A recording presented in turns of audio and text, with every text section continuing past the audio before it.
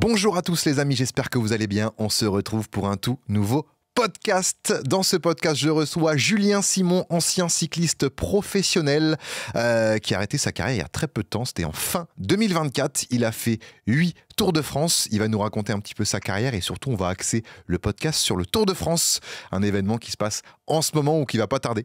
Voilà, je sais pas quand sort ce podcast exactement, mais en tout cas, c'est d'actualité. Bref, j'espère que vous allez kiffer parce que vraiment, ça va être presque 2 heures de pur bonheur. Bonne écoute. Je suis très content de te recevoir. Ça va, Julien ? Ça va, merci. Ouais. Donc évidemment, les podcasts dispo tous les mardis à 6h du matin et à 18h sur YouTube pour ceux qui veulent, sur les plateformes à 6h et sur YouTube à 18h. Ceux qui veulent se faire plaisir, voilà, il y a de tout. Julien, donc toi, t'es ancien cycliste professionnel. T'as arrêté en 2023, si je dis pas de bêtises. Ouais, non, je viens d'arrêter fin 2024. Fin 2024. Donc, presque, mais okay. Non, mais je suis tout jeune retraité des pelotons, on va dire. Est-ce que tu peux te présenter très rapidement pour ceux qui ne te connaissent pas, quand même, parce que et certes, oui, j'ai des abonnés qui font du vélo et qui te connaissent très bien, mais il y en a d'autres qui découvrent peut-être. Et pour cela, est-ce que tu peux te présenter rapidement ? Non, après, rapidement, oui, je suis pas très médiatique, on va dire, dans le vélo, mais j'ai fait 17 ans chez les pros. Je suis né à Rennes, donc voilà, on est voisins de naissance. Et du coup, après, voilà, 17 ans chez les pros en cycliste professionnel sur route. Et puis après, en résumé, ouais, j'ai fait, pour les gens qui connaissent, 8 Tours de France. Okay. J'ai gagné 2 fois la Coupe de France pro. Ouais. Et puis j'ai gagné une dizaine de courses chez les pros dans ma carrière. Et j'ai fait 4 équipes, je crois, c'est ça. Voilà. Ok, belle expérience quand même, quoi. Ah oui, top expérience. Hein. Là, je redescends un peu là, en 2025. Je suis en reconversion après avoir fait toutes ces années à vivre de ma passion, le vélo. Donc voilà, là, je reprends une vie à peu près normale, on va dire. Un peu plus basique, quoi. Voilà, c'est ça. Un peu plus lambda. Voilà. Ok, toi, c'est vrai que tu me l'as dit, les réseaux, c'est pas trop ton truc. Toi, c'est vrai que la médiatisation, tout ça, t'étais en mode, bon, voilà, je sais le vélo par-dessus tout, m'afficher sur Insta, etc., je m'en fous un petit peu. Mais c'est vrai que maintenant, c'est hyper important, et c'est aussi peut-être pour ça que tu l'as fait aussi, hein, mais être sur Instagram, être sur, je sais pas, même peut-être TikTok, pour les sponsors, pour l'équipe, ça peut être important. Toi, t'as quand même réussi à prendre le pas Bon, on va dire que oui, tu vois, je viens d'arrêter, après 17 ans, j'ai connu un peu tout le début, tu vois, je suis passé pro moi, en 2008, et c'était pas encore important les réseaux au moment-là, et j'ai vu tout démarrer en fait moi, et après je suis resté comme j'étais entre guillemets. J'ai eu du mal un peu à me mettre dans les réseaux sociaux, mais au final j'ai fait un petit peu quand même sans que ça soit mon point fort, tu vois. Et puis après, après comme tu dis, maintenant depuis on va dire mes 7-8 dernières années pro, donc au milieu de ma carrière, il y a vraiment eu un engouement avec les réseaux sociaux, et voilà, après ça n'a pas fait partie parce que j'étais déjà connu dans le monde pro, j'ai continué à faire en fonction de mes résultats. C'est vrai qu'il y a beaucoup de jeunes que j'ai pu côtoyer qui arrivaient, comme moi j'étais déjà depuis un peu, et eux voilà, ils jouaient beaucoup sur les réseaux, donc après j'ai connu sans et avec, et c'est vrai que maintenant, comme tu disais, pour les sponsors, c'est indispensable. C'est indispensable, heureusement ou malheureusement pour ça. Oui, après ça fait partie de notre société, ça évolue et c'est bien. C'est quoi ton premier contact avec le vélo ? Est-ce que c'est la famille ? Est-ce que c'est les potes ? Est-ce que c'est autre chose ? Ouais, c'est ça, c'est la famille. C'est quand j'étais gamin, avec mon frère, on faisait du vélo, comme mon père en faisait en fait en compétition. Ah oui, ok. Et voilà, on essayait les tenues de mon père, et puis c'est parti comme ça. Même si mon premier contact, en famille, ça s'est bien passé, mais mes premières compétitions, ça a été un peu plus dur. Ah ouais, voilà. Ouais, j'avais même dit, il faut que j'arrête. Au bout de 3-4 courses, tu vois, j'étais lâché dès le départ en jeune, tu vois, des catégories minimes. Ouais. Parce que dans le vélo, comment ça se passe ? Parce que moi, c'est vrai que j'essaye de regarder au maximum des vidéos vélo. J'adore Quentin Ruel, d'ailleurs, je le redis. Mais en termes de... Parce que moi, j'ai la référence du foot avec débutants, poussins, Benjamin, U13, U15. Mais dans le vélo, comment ça se passe ? T'as minime ? Ouais. C'est la catégorie, genre, on va dire, quand t'as entre 7 et 9 ans, un truc comme ça ? Ouais, minime, non, c'est... Maintenant, moi, c'était minime à mon époque, mais maintenant, tu vois, c'est comme tu disais au foot, c'est U13. Ok. Donc, ils ont fait aussi ça. En fait, maintenant, t'as U13, U12, U13, c'est minime. Ok. Donc, c'est 12-13 ans, ouais, ça. U15, c'est cadet. À mon époque, c'était cadet. Le U veut dire under, donc ça veut dire en dessous 15 ans, c'est quoi. Ça. Et U13, under 13, en dessous 13 ans. Ouais. Et du coup, on va dire, dans les catégories jeunes, j'étais un peu en galère. Et tu vois, après, je me suis même mis à faire du foot parce que... Ah ouais, à ce point-là. Ouais, j'étais pas assez formé, j'étais maigre, pas costaud. Et c'est vrai que dans les âges-là, dans les sports d'endurance comme le vélo, comme je faisais, c'est super important. Donc Ah ouais. j'étais nul. C'est vrai que le gabarit en vélo, c'est méga important, quoi. Bah on oui. y reviendra tout à l'heure, tu as différents profils, on verra le tien, on verra ceux des autres, mais c'est vrai que le gabarit, souvent quand on voit un cycliste, c'est souvent quelqu'un d'assez fin, quoi, avec des jambes assez présentes, quoi, et surtout de l'endurance, quoi, du cardio oui, au ça, maximum. Cardio, endurance, ouais. Ouais, donc comme tu disais, t'en fais en famille, avec ton frère, avec ton père, tu kiffes. Tu te dis, putain, pourquoi pas tenter en compétition? T'es en minime, tu tentes, ça se passe pas très bien, t'es souvent lâché. C'est-à-dire qu'il y a un peloton et t'es souvent derrière le peloton, voire même carrément lâché du peloton. Ouais, exactement, t'as tout résumé. J'ai fait 3-4 courses, je crois. Puis au bout de la 4e, vu que j'étais lâché dès le départ, hein, limite, Ah ouais, j'étais vraiment trop tendre, comme on dit dans le vélo. ça veut dire quoi, trop tendre? Trop tendre, c'est que je manquais de force et je savais pas me faire mal, tu vois. Ok, J'avais pas le goût à l'effort, j'étais un peu couvé dans ta par zone mes de parents. confort. Ouais, voilà. J'étais pas forcément fait pour ça. Et puis, de ce fait, dès le début de 3-4 courses, donc c'est au bout d'un mois je pense même mis en mars, et puis j'y allais, je fais du foot parce que mon frère en faisait. Ok, Et puis c'est parce que j'aimais bien le foot, hein, je suivais déjà le Stade Rennais gamin. ouais, Et puis j'ai fait un peu de foot pendant deux bonnes saisons, je pense. ok. Mais tu vois, cet échec, c'était resté dans ma tête, dans un coin de ma tête. Et en fait, j'avais à cœur de revenir dans les catégories un peu plus loin, en cadet, en U15. Et c'est ce que j'ai fait par la suite. Le foot, ça t'a servi quand même un petit peu? Carrément, ouais, non, ça m'a permis de m'endurcir, de prendre un peu de muscle. Et puis voilà, j'ai eu ma puberté comme tous les jeunes. Et j'ai grandi. Et puis je me suis étoffé un peu avec le foot. Et puis voilà. Et après, voilà, j'avais quand même cette optique de revenir dans le vélo. Ok. Et j'y suis revenu. Et voilà, crescendo, j'ai réussi à. Et ton papa, il t'a aussi, pas forcé, mais il t'a dit, bon, le foot, c'est bien, mais le vélo, quand même, ça pourrait être bien, non? Vu Ouais, que, du coup, les deux fils font du foot, il s'est dit, putain, s'il y en a pas avoir un qui fait du vélo, quand même. C'est vrai, non, après, c'est vrai que j'ai bien été soutenu après par mes parents. C'est vrai que le vélo, maintenant, ça coûte très cher et ça coûtait moins cher à l'époque, mais voilà, faut quand même être soutenu. Tu vois, le foot, c'est Paire de moins de crampons, budget, voilà. protège tibia, Ouais, chaussettes, short, et puis c'est t-shirt, parti, quoi. Mais non, après, après, ils m'ont laissé gérer, mais c'est moi qui avait ça dans mon cœur de revenir sur le vélo et de donner le maximum. Parce que ça peut être injuste dans les petites catégories, dans le sens où t'en as qui ont des vélos de fou, et t'en as qui n'ont pas forcément les moyens, du coup ils ont des vélos moins bien. Et moi je l'ai vu, entre un vélo qui coûte peut-être 300-400 euros et un vélo qui peut coûter 5-6 000 voire 10 000 euros, il y a quand même une belle différence. Oui, non, mais t'as tout résumé. C'était moins à mon époque, tu vois. Moi, quand même, Toi j'étais t'es né dans en les années... 85, donc Ouais, je c'est suis les né en années 85. 95 quoi. Ça, Donc tu vois, ouais, c'est ça. Ouais. J'étais dans les années à peine... dans les années 2000, j'étais en pleine bourre, en jeune. Et il y avait moins d'écart, tu vois. C'était encore... c'est le début des 4 carbone. Ok. Au début, mais on n'avait que les haubans avant et arrière carbone. Donc c'était vraiment le début. Il y avait des différences, mais moins, tu vois, avec les freins à patins. Ouais. Il y avait pas de... Les T'avais roues... pas les freins à disque. Bah non. Et puis les roues... voilà, il y avait moins d'écart. Voilà, que maintenant, comme tu dis, tu prends le haut de gamme des plus belles marques, C'est insane. et tu prends les bas de gamme, il y a des grosses différences, quoi. Ouais, ça peut jouer, ouais. Bah ouais, franchement, ça joue. Et puis maintenant, il y a beaucoup de gamins, les parents, ils mettent. Voilà, ça fait partie du jeu aussi, hein. Tant mieux s'ils peuvent se permettre, mais c'est vrai que ça fait quand même des écarts, je pense. Bah forcément, ouais. Un petit peu, ouais. Donc ça avance, tu reprends le vélo, c'est comment ça se passe comment dans le peloton? Si, ça va mieux, ouais. Je reprends en KD1, donc c'est U15 première année. Ok. Et puis là, je finis dans le peloton. Déjà, c'est première victoire. Ouais. Ah oui, ok. T'arrives à Donc, finir la course dans le après peloton. une bonne prépa avec le club hivernal normal. Et puis les premières courses, j'arrive à finir dans le peloton. Et ça, déjà, c'était une première victoire. Et puis après, voilà, on a envie d'aller un peu plus loin. Et comme j'étais compétiteur quand même.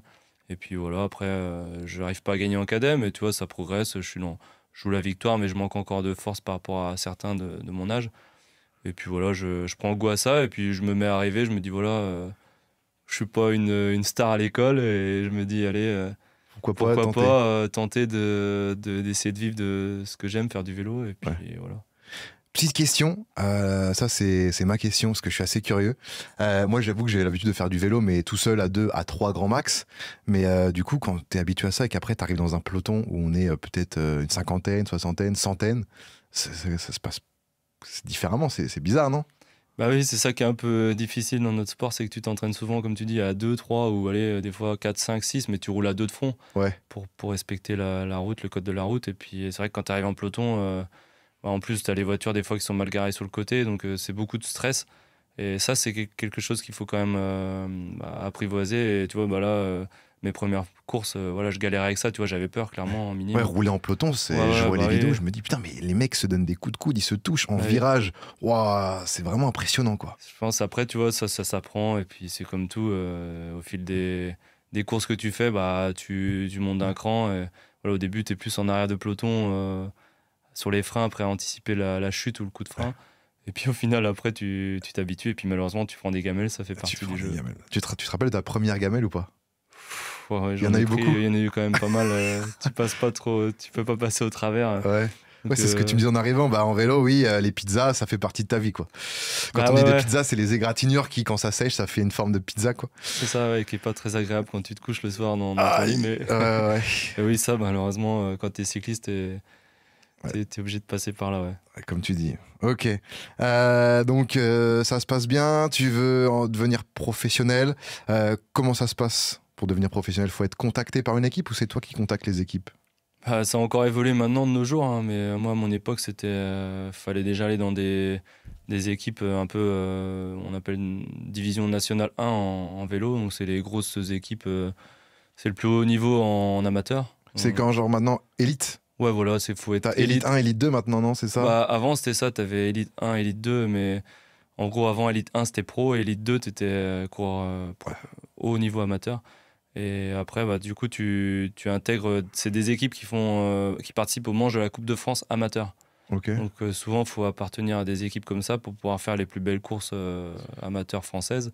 Ouais. Et puis voilà, et après, il faut bah, marcher sur ces courses-là. Et puis après, des fois, tu as certaines équipes des N1, comme je t'explique, là, qui Ouais. sont réserves d'équipes pro. Et moi, à l'époque, c'était un peu ça. Et après, de fil en aiguille, comme j'avais bien marché, bah, comme il y a un rapport entre l'équipe pro et l'équipe où t'es qui est réserve, et bah, il y a des accords qui peuvent se faire comme ça, s'il y a un coureur qui plaît. Et voilà, Ouais. ça se passe comme ça. Maintenant, c'est un peu différent. Voilà, c'est un peu... Je rentre dans le détail, mais tu as les équipes réserve, développement. Maintenant, c'est des équipes de jeunes qui sont Ok. déjà pros, les mecs. Comme Adrien Boichy que j'ai reçu d'ailleurs, qui était en réserve de la Red Bull Bora Ah bah Hansgrohe, voilà, ouais, exactement. et qui du coup attend sa place pour être titulaire, quoi. C'est ça, bah exactement. C'est l'évolution qui n'était pas comme ça quand j'étais plus jeune. Et puis maintenant, clairement, il passe jeune, passe pro plus jeune, tu vois. Maintenant, en sortie de junior, tu vas souvent dans des équipes développement comme ça. Ouais. Comme tu disais, Ouais. réserve de Red Bull. Et puis après, bah, si tu marches bien, tu passes dans la World Tour au-dessus. Voilà, Et ça, là, c'est le top vraiment. du top, quoi. Bah ouais, voilà. Après, c'est là que tu peux faire toutes les plus grandes courses, les trois grands tours, Tour de Ouais. France, les classiques, etc. Ouais. Les Paris-Roubaix, Paris-Roubaix, c'est ça. un truc mythique, quoi. C'est vrai sûr. qu'en France, en vrai, on est quand même le pays du vélo, dans le sens où le Tour de France, c'est le plus mythique, on a des courses incroyables. C'est fou, quoi. On a de la chance. Ouais, c'est pour ça que je pense qu'il y a beaucoup de jeunes qui rêvent de passer pro. Et puis voilà, le premier rêve que tu as, c'est, comme on est tous été gamins, c'est de faire le Tour de France. Donc Ouais. voilà, c'est vrai qu'on a cette chance-là en France. C'est pour ça qu'il y a quand même des bons coureurs français. C'est vrai que là, on va pouvoir parler du Tour de France, les amis. Le Tour de France, est-ce que c'est la Ligue des champions du vélo? Oui, on va dire que c'est un peu ça. Ouais. C'est la course qu'on dit souvent, nous, dans notre milieu du vélo. Quand t'as pas fait le tour, t'es pas vraiment un cycliste pro. Ok. Donc on dit ça parce que voilà, à chaque fois que bah, tu parles avec tes amis, dans des repas d'amis, ou même dans la rue, si quelqu'un qui dit ah ouais, t'es cycliste pro et t'as fait le Tour de France, c'est la première question qui ressort. Ouais, Donc c'est vrai que si tu dis bah non, je suis pro, mais j'ai pas encore fait le tour, du coup Ils vont te dire, t'es bon, pas ok, vraiment lui, c'est pro en pas, fait. c'est pas vraiment le boss, quoi. Donc voilà, c'est un peu, c'est comme tu dis, le Tour, c'est un peu la Ligue des Champions, c'est le Graal. Après maintenant, il y a d'autres belles courses, hein. Il y a le Tour d'Italie, le Tour Oui, c'est vrai que d'Espagne, du coup, ouais, pour y revenir, donc il y a 3 grands tours en Europe. c'est ça. Donc il y a le Giro, qui est du coup, là, ça s'est fini il n'y a pas si longtemps que ça. Oui, Donc qui est le Tour d'Italie. c'est ça. On a la Vuelta, le Tour d'Espagne et le Grand Tour. Le C'est Tour de France. le Tour ouais. de France. Ouais. En gros, tu as trois grands tours, on les appelle, parce que c'est 3 courses qui durent 3 semaines. Ok. Ouais, c'est ça en fait. Et ils sont classés par l'UCI, par les les 3 seuls grands tours qui existent, quoi, les 3 courses sur 3 semaines. Et en plus de ça, dans l'année, tu peux avoir aussi des courses. Comment on dit quand c'est une seule course? Un monument, tu as les monuments, c'est les classiques qui sont juste derrière les 3 grands tours. 3 monuments. Il y a quoi comme, par Il y a exemple? un monument, tu as Paris-Roubaix, Ouais. tu as le Tour des Flandres, Ouais. tu as Liège-Bastogne-Liège, et il y en a un 4e. J'ai un Donc, trou de mémoire, mais les il y a amis, 4 monuments. ils vont le mettre en description, il n'y a pas de problème. Ok. Et ensuite, en dessous, il y a des petites courses annexes qui font toujours plaisir à gagner, quoi, je suppose. Exactement, ouais. Puis t'as d'autres. C'est des classifications, c'est World Tour. On va dire, c'est comme des Coupes du Monde. Donc t'as les 3 grands tours qui font partie, les monuments. Et Ouais. t'as plein d'autres classiques. T'as le Grand Prix de Plouay, c'est la seule course dans l'Ouest qui est World Tour, en fait. Quand tu gagnes, t'as le même nombre de points que pas Liège, mais un peu moins. Mais c'est vraiment. Qui te permettent après d'avoir un classement. Ouais, voilà, ouais, c'est vraiment. En gros, c'est Coupe du Monde. Derrière, tu as les Pro Series. Donc, Pro Series, c'est maintenant, tu as le Tour-Breléon, je crois, qui est Pro Series. Ok. En Bretagne, c'est des courses qui rapportent quand même des points, mais un peu moins que voilà, Oui, les forcément, grands tours. Et après, tu as les classes 1.1, 1.2, c'est les Coupes de France, tu vois, qu'on a dans l'Ouest ou en France.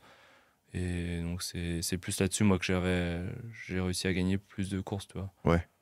Ok. Trop bien. Oh. Le Tour de France. Comment t'apprends que tu vas faire le Tour de France? Bah, maintenant, ça évolue aussi, ça c'est pareil.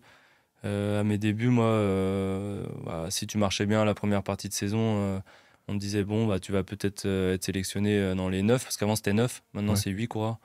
Ok. Et du coup, et tu savais souvent, mon premier tour que j'ai su un peu en avance, parce que j'avais fait une bonne saison, donc je l'avais su au mois assez tôt, avril-mai, tu vois. Ok. Mais dans les équipes françaises, souvent c'était juin, tu vois. En fait, le championnat de France se situe toujours une semaine avant le début du tour. Et souvent, les équipes, elles donnaient leur sélection le soir du championnat de France, tu vois, dans le bus. Le manager, après la course, il faisait un débriefing et puis il annonçait souvent. Waouh. Ouais, Et là, donc, du coup, t'attends et tu te dis, oh putain, est-ce que j'y suis? Est-ce que j'y suis? Ouais, c'est Sachant ça, que vous êtes combien dans une équipe? Parce que là, c'est les 9, mais en vrai, dans une équipe, vous êtes beaucoup plus. Bah ouais, on est entre 25 et 30, tu vois. Waouh. Ouais, donc après. Et c'est vraiment les 8 meilleurs ou c'est les 8 meilleurs profils pour le Tour de France? Ouais, c'est ça, c'est les 8 meilleurs profils, tu vois. Ouais. Quand mes premières fois, tu vois, je l'avais raté, je l'avais un peu amer en 2011. J'avais pas fait le tour et en fait, l'équipe, elle est faite en fonction de la stratégie de l'équipe, tu vois. Si tu as un coureur qui joue le classement général, et le manager et les directeurs sportifs, ils font l'équipe en conséquence, tu vois. Donc il faut des grimpeurs pour aider le leader. Oui. Tu fais en sorte d'avoir des lieutenants, quoi, pour l'aider au maximum. Et c'est en fonction de ça que tu rentres ou pas dans la sélection de l'équipe. Voilà. Ok. Alors que si le principe de l'équipe, c'est pas forcément de gagner le tour, mais peut-être de remporter, ça peut être le maillot vert, ça peut être le maillot à pois, ça peut être quoi les autres? C'est ça, exactement, tu as tout dit, ouais. Tu peux avoir t'as pas de coureur pour jouer le classement général parce que le gars il va faire que 20e au mieux ou 15e. Et toi, ton optique, c'est de jouer parce que tu es un super bon sprinter. Et du coup, tu t'emmènes des mecs qui vont être capables de le protéger, de l'emmener dans les derniers mètres placés, tu vois. Ouais. Donc là, des fois, tu peux faire une équipe avec 4-5 costauds Ouais. qui vont pas passer. Et après, tu te réserves quand même 3 baroudeurs ou des mecs qui grimpent parce que sinon, le tour peut être très compliqué quand tu arrives en montagne. Ouais, parce qu'on sait tous que les sprinters, forcément, ils ont un gabarit assez monstrueux. Ouais, ce qui fait que sur les étapes de montagne, c'est là où ils peuvent finir derrière la voiture balai et se faire éliminer, quoi. Ouais, exactement. Et puis si tu finis le tour à 3 ou 2, c'est un peu con quand même. Ouais, c'est compliqué. C'est un battle royale carrément. Ouais, c'est un peu ça, ouais. Ouais, donc on peut parler des profils. Donc, moi, de ce que je sais, t'as forcément le grimpeur qui va avoir un profil vraiment très léger. Parce que l'objectif, c'est d'être bon dans les étapes de montagne. Et on sait tous que le Tour de France se joue sur des étapes de montagne. Donc, ce qui fait que c'est pour ça qu'à chaque fois, les gagnants du Tour de France sont des grimpeurs. Bah oui. J'ai bien résumé. Manager, ouais, non, c'est ça. Ouais. Le jeu Pro Cycling Manager, non, mais oui. T'as tout résumé, c'est que si tu veux monter l'école, parce qu'il y a des journées, le Tour, les premières étapes, c'est pas trop dur, mais après, quand t'attaques les Pyrénées ou les Alpes, du coup, t'enquilles l'école. Ah ouais. Et donc, faut des mecs hyper maigres et secs, quoi, qui grimpent. Donc, faut un profil comme ça si tu veux gagner le Tour. Si tu veux tenter de gagner le Tour. Voilà. En France, on a par exemple Bardet et Gaudu, qui étaient pas mal. Hein, ouais, tu vois, Romain Bardet, il arrête là, justement. Ouais, j'ai vu ça, ouais. Donc ça, c'est pour le profil grimpeur. On a le profil sprinter, donc maillot vert. Ça. Donc là, l'objectif pour lui, c'est de sprinter. Donc il y a dans le Tour de France, vous avez des étapes avec, ça peut être, comment on dit, au milieu de l'étape. Ah oui, des sprints intermédiaires. Des sprints intermédiaires, exactement. Ouais, avec des points. Ouais. Maintenant, il y a beaucoup de points sur ces sprints-là. Et du coup, ça leur fait 2 sprints dans la journée. Toi, ils sprintent milieu d'étape.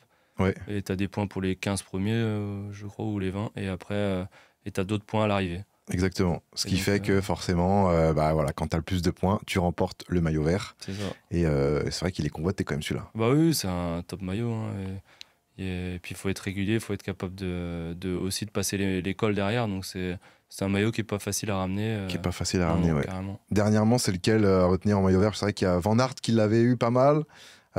Pedersen, je ne sais même plus s'il l'a eu, mais dans les coureurs de ma génération, Peter Sagan qui l'a eu. Peter Sagan, ah oui, c'est vrai. C'était j'ai fini sa dernière année, j'étais dans son équipe, et c'est vrai que lui, c'était le coureur qui était taillé pour ce maillot vert, et c'était son objectif de la saison souvent. Donc, celui qui a remporté le plus d'étapes, là. Cavendish. Mark Cavendish. Incroyable. Il est de ma génération, il est de même âge. Ah oui, lui, il a fait le record, il a battu le record d'Eddy Merckx. Donc, voilà. C'est celui qui a remporté le plus d'étapes du Tour de France. C'est ça. Tout simplement. Mais tu peux remporter plein d'étapes et ne jamais avoir le maillot jaune, malheureusement. Bah non, c'est ça, parce que juste cette année, le grand départ, ce sera sûrement un sprinter qui aura le maillot, puisque c'est arrivé à Lille, la première étape, et du coup, sur un sprint, normalement, ce sera sûrement un sprinter qui portera le maillot jaune. C'est beau. Ouais, c'est sûr qu'il va y avoir de la bagarre, il y aura du frottage. J'ai hâte. Ok, donc on a fait grimpeur, sprinter, il y a le puncher. Est-ce que le puncher, c'était toi? Oui, j'étais plus puncher. C'est ça, on est d'accord. Hein. Ouais, exact. C'est quoi le rôle du puncher exactement? Puncher, c'est un peu comme Alaphilippe, tu vois, Julien Alaphilippe, où tu passes la moyenne montagne et les petites bosses, et tu es capable de te retrouver après une sélection. Toi, on est souvent entre 150 et 200 au départ. Bah, après toutes ces difficultés-là, tu te retrouves à 30, 40, 50 coureurs, et là, tu es un des plus rapides, on va dire. Ok. Tu es dans les plus rapides de ce petit peloton qui reste. Et puis, tu aimes bien aussi les arriver dans des montées raides, genre une borne, 2 bornes à 7-8% ou 5%. Et voilà, ça, c'est le profil puncher. C'est un peu un profil polyvalent, qui est quand même un peu limité dans la haute montagne, mais qui peut aussi, des fois, faire du boulot pour un leader en montagne. C'est un profil un peu large. Ouais, polyvalent. Tu comptes sur lui, quoi. Bah ouais, c'est un peu des fois le couteau suisse, tu vois, et il peut te sauver, des résultats sur une course. Ouais, le puncher. Ouais, puncher. Ensuite, il y a le baroudeur. Ouais, le baroudeur, si on peut dire ça. Alors moi, quand j'entends baroudeur, je me dis, il baroude, quoi, il se régale, quoi, il kiffe. C'est quoi le baroudeur exactement? Le baroudeur, c'est celui qui prend les échappées? Ouais, voilà, c'est celui qui peut aller prendre les échappées, qui est pas trop rapide souvent au sprint. Ouais. Donc, et qui est pas non plus trop grimpeur, mais voilà, sa seule chance de gagner, c'est de se lancer dans des échappées un peu perdues d'avance, mais qui peuvent des fois quand même aller au bout. Donc tu te dis sur un malentendu. Ouais, sur un malentendu, voilà, c'est ça. Un exemple de cycliste baroudeur? Baroudeur connu. Ouais. Je sais pas si... même si c'est pas forcément le rôle... Voilà, t'as des Rémi Cavagna là, qui sont comme ça, baroudeurs. Ils sont capables de se lancer. T'avais, comment il s'appelle, Thomas de Ghent, qui était comme ça, qu'une fois que lui, tu savais qu'il était dans les échappées, le peloton pouvait pas laisser trop de temps, parce que tu te disais, putain, ils vont se barrer, quoi. Ouais, c'est ça, ils peuvent plier le peloton. Évidemment, on parlera de stratégie aussi tout à l'heure, parce que le Tour de France, moi, c'est vrai que je voyais ça au tout début, comme une course où en fait, t'as des équipes, mais tout le monde dans l'équipe est concurrent. C'est comme en Formule 1, en soi, c'est des écuries, t'as 2 personnes dans une écurie. Certes, bon, pour l'équipe, c'est mieux de faire un bon résultat, mais en soi, ils sont concurrents directs. Alors que dans une équipe de vélo, ils sont pas du tout concurrents. Non, c'est ça qui est un peu, qui est un peu spécial à comprendre, c'est qu'on est un sport individuel quand même. Ouais. Et puis à la fois, quand tu es dans une équipe, tu dois aussi te sacrifier pour tes coéquipiers, et sans sacrifice pour l'un et l'autre, au final, c'est très difficile de gagner, quoi. Si t'as pas des coéquipiers, tu peux pas gagner, et encore moins au haut niveau, quoi. Est-ce qu'on a fait le tour des profils? Bah oui, je pense, sprinter, grimpeur, on est pas mal. c'est quoi une préparation au Tour de France? Donc, comme tu disais tout à l'heure, c'est à peu près en avril que vous êtes au courant, sachant que le Tour commence généralement début juillet. C'est ça. Donc, il y a quelques mois, il y a 2-3 mois. Comment ça se passe? Bah, clairement, ça aussi, ça a évolué. Maintenant, la prépa, comme tu dis, il faut savoir vraiment tôt, dans l'idéal, que tu fais le Tour, parce qu'après, il y a une préparation avec un stage en altitude. Donc souvent, les mecs, comme le Tour débute début juillet, ils font un stage d'altitude en mai. Ok. Donc c'est 3 semaines en altitude. En altitude, je sais qu'en France, il y a Font-Romeu, Ouais, Font-Romeu, ouais. Moi, j'avais fait à Font-Romeu un stage. Tenerife. Ouais, beaucoup, ils vont sur TID, là, en Ouais. Tenerife. Et bah, après, il y en a à la Sierra Nevada aussi en Espagne. Oui, c'est vrai, Sierra Nevada. Sierra Nevada, c'est pas mal. Et du coup, bah ouais, faut être en altitude, donc supérieur minimum, au moins au-dessus de 1800 mètres d'altitude. Et ça, c'est vraiment ce qui est nouveau depuis quelques années dans le vélo. Et personne tout le monde passe par Ouais, tout le monde ce passe par là stage. maintenant, Voilà, quoi. il y a quelques-uns, voilà, quand tu sais que tu réagis pas à l'altitude, bon, tu fais pas de stage d'altitude, mais tu te fais forcément un stage montagne pour voilà, Ouais. t'habituer à monter des cols, parce que quand tu te pointes en juillet sans avoir monté de col, ça peut être compliqué. C'est vrai que l'altitude, on l'a vu, moi je vois beaucoup en course à pied, notamment on voit les Kenyans qui sont incroyables, notamment du fait que chez eux ils s'entraînent en altitude. Ce qui est important là-bas, c'est par rapport au globule rouge, c'est ça? C'est quoi exactement le Bah, principe? le principe de... Voilà, je suis pas un pro dans le sujet, comme j'en ai fait qu'un, moi, stage altitude, mais c'est vrai que en fait, de passer du temps, en fait, tu choques un peu ton corps, et en fait, en altitude, bah, du coup, tu fabriques des globules, et du coup, Ouais. en fait, tu augmentes ton hémoglobine naturellement et l'hématocrite. Et en fait, avec ça, bah, tu peux forcer, tu peux être plus endurant et puis augmenter ton niveau, tout simplement. Et en fait, tu fabriques des globules que tu pourrais pas. Ouais. Ouais, quand tu reviens d'un stage en altitude et que tu reprends le vélo au niveau de la mer, tu te dis putain, mais attends, mais je suis un dragster, quoi. Bah ouais, c'est un peu ça. Et puis surtout que ouais, à effort identique, bah, tu sens que tu t'oxydes moins, quoi. Ouais. Après, t'as un contre-coup, ça dépend de chacun. Il y en a, ils ont un premier contre-coup quand ils redescendent. Oui. Ça fait une pente, et puis après, hop, ça monte crescendo. Et les pics, tu les as pendant je sais plus combien de temps, je veux pas dire de bêtises, mais puis t'en as d'autres qui font un rappel aussi après en juin, une semaine pour Ouais, avec arriver. maintenant la nouvelle technologie, tous Bah les oui, trucs oui. que tu peux faire, j'avoue que tu as moyen de savoir. Bah, de toute façon, faut être suivi quand tu Ouais. fais l'altitude. Faut des médecins qui, voilà, tous les matins, tu prends ta saturation en oxygène. Et c'est tout ça qui te guide. Tu peux pas t'amuser à aller faire un stage en altitude et te dire, bon, allez, je vais avec Ouais. ma petite tranquille mimile. Et puis je fais, non, là, tu peux te cramer si tu fais un mauvais stage. Il faut vraiment adapter ton corps à l'altitude. Et c'est seulement après que tu commences à faire voilà, des intensités, monter plus fort l'école et des grandes journées d'entraînement. Mais voilà, Ouais. ça c'est peut être stylé. dangereux aussi, il faut faire attention. Ouais. Ouais. Ok, très bien. Donc, stage en altitude, souvent au mois de mai. Donc, du coup, là, on est 2 mois avant le début. Ouais. Et entre mai et juillet. Bah, du coup, après, souvent, ils Parce qu'il faut pas redescendent être cramé d'altitude. quand même le 1er juillet, quoi, quand ça Bah commence. non, mais il faut quand même aussi après refaire de la compétition. Ok. Et du coup, en descendant d'altitude, souvent, bah, en fonction du programme de course de ton équipe, bah, quand tu es dans une grosse équipe World Tour, bah, tu as accès à toutes les plus grandes courses. Donc en juin, bah, tu passes soit par le Dauphiné libéré, Critérium du Dauphiné, qui est Ouais. une course d'une semaine c'est pas mal parce que tu as 3-4 jours à la fin, c'est montagneux. Ouais. Souvent avec des cols que tu vas passer au tour après. Une bonne prépa, quoi. Ouais, voilà, ça c'est la prépa pour le tour. Mais à côté, tu as aussi le Tour de Suisse. C'est pareil, c'est sur une semaine, c'est à cheval avec le Dauphiné. Et donc c'est pareil, c'est du plus haut niveau. Hein. Donc les leaders, c'est simple, ils se séparent là. Bah oui. T'en as qui font le Critérium du Dauphiné et d'autres le Tour de Suisse. Et voilà, et là, bah, tu te fais ta charge en course. Voilà, tu tapes dedans et ça te prépare ton corps pour le tour. Et puis après, voilà, et après ces courses-là, tu as soit ton championnat national. Donc souvent, même les cadors qui vont jouer le tour, ils font leur championnat national. Et puis après, c'est le tour tout de suite. Donc voilà, ça C'est enchaîne. parti, quoi. Voilà. T'avais du stress, toi?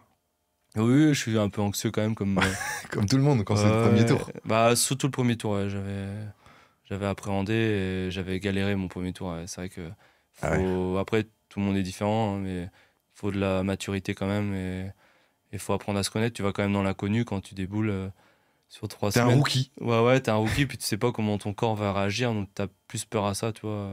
Ouais. Chaque jour, tu te dis, bon, je m'économise un peu, ou voilà, t'es un peu entre deux. Parce que physiquement, c'est clairement plus dur que le Giro et la Volta, le Tour de France. Non, je pense que après 3 semaines, c'est plus ces 3 semaines qui te font peur Ouais. de tenir Ouais, trois c'est semaines. ça, ouais. En fait, tu te dis, bah, à un moment donné, si j'ai une mauvaise journée, que je suis vraiment pas bien, bah, si je suis à la maison, c'est dommage. Donc, c'est plus ça qui stresse.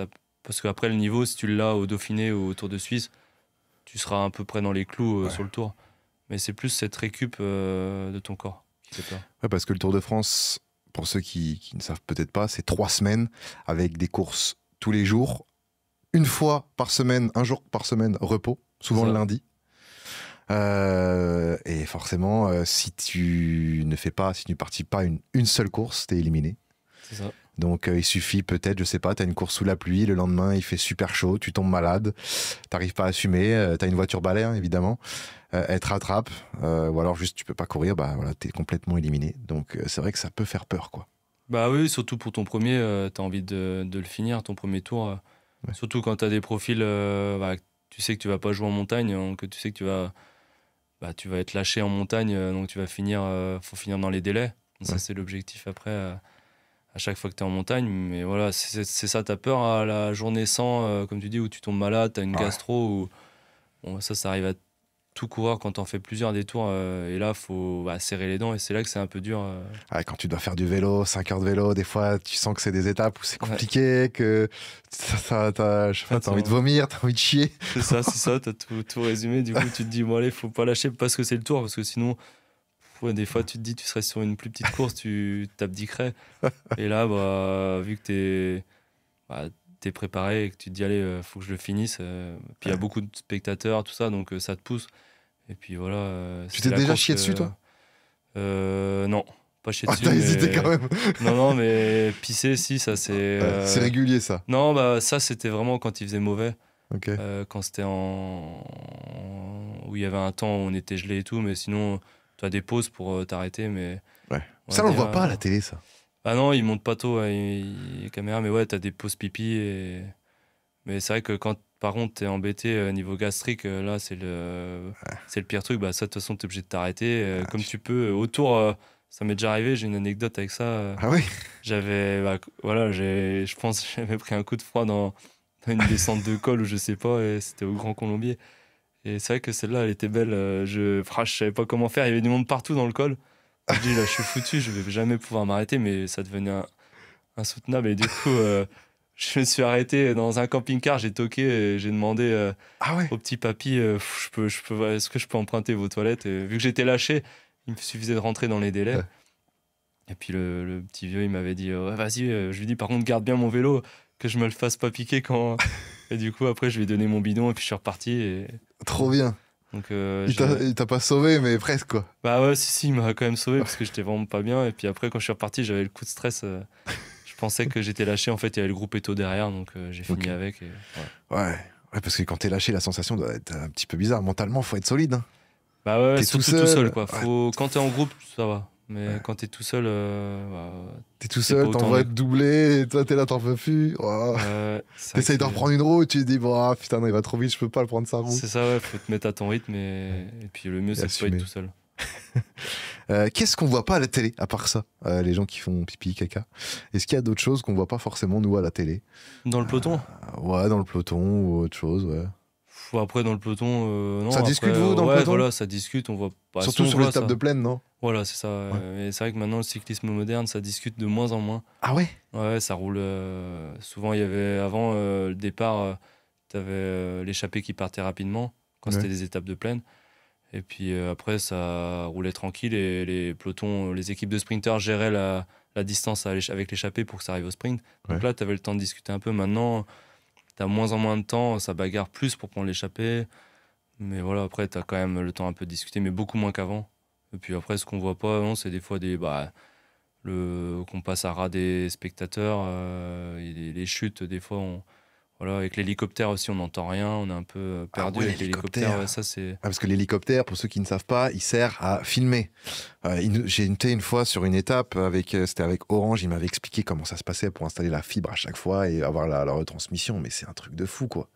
Je crois que tu as des avions en haut pour avoir le signal, qui donnent à l'hélicoptère, qui donnent aux motos. Ouais. Et après, ça me permet d'avoir le réseau en direct sur la télé, quoi. Ouais, exactement. Ouais, c'est tout résumé. Ouais, t'as un hélico et l'hélicoptère, des fois, quand il y a du vent, il faut un peu le bordel dans le peloton. On n'entend pas les coups de frein, en fait.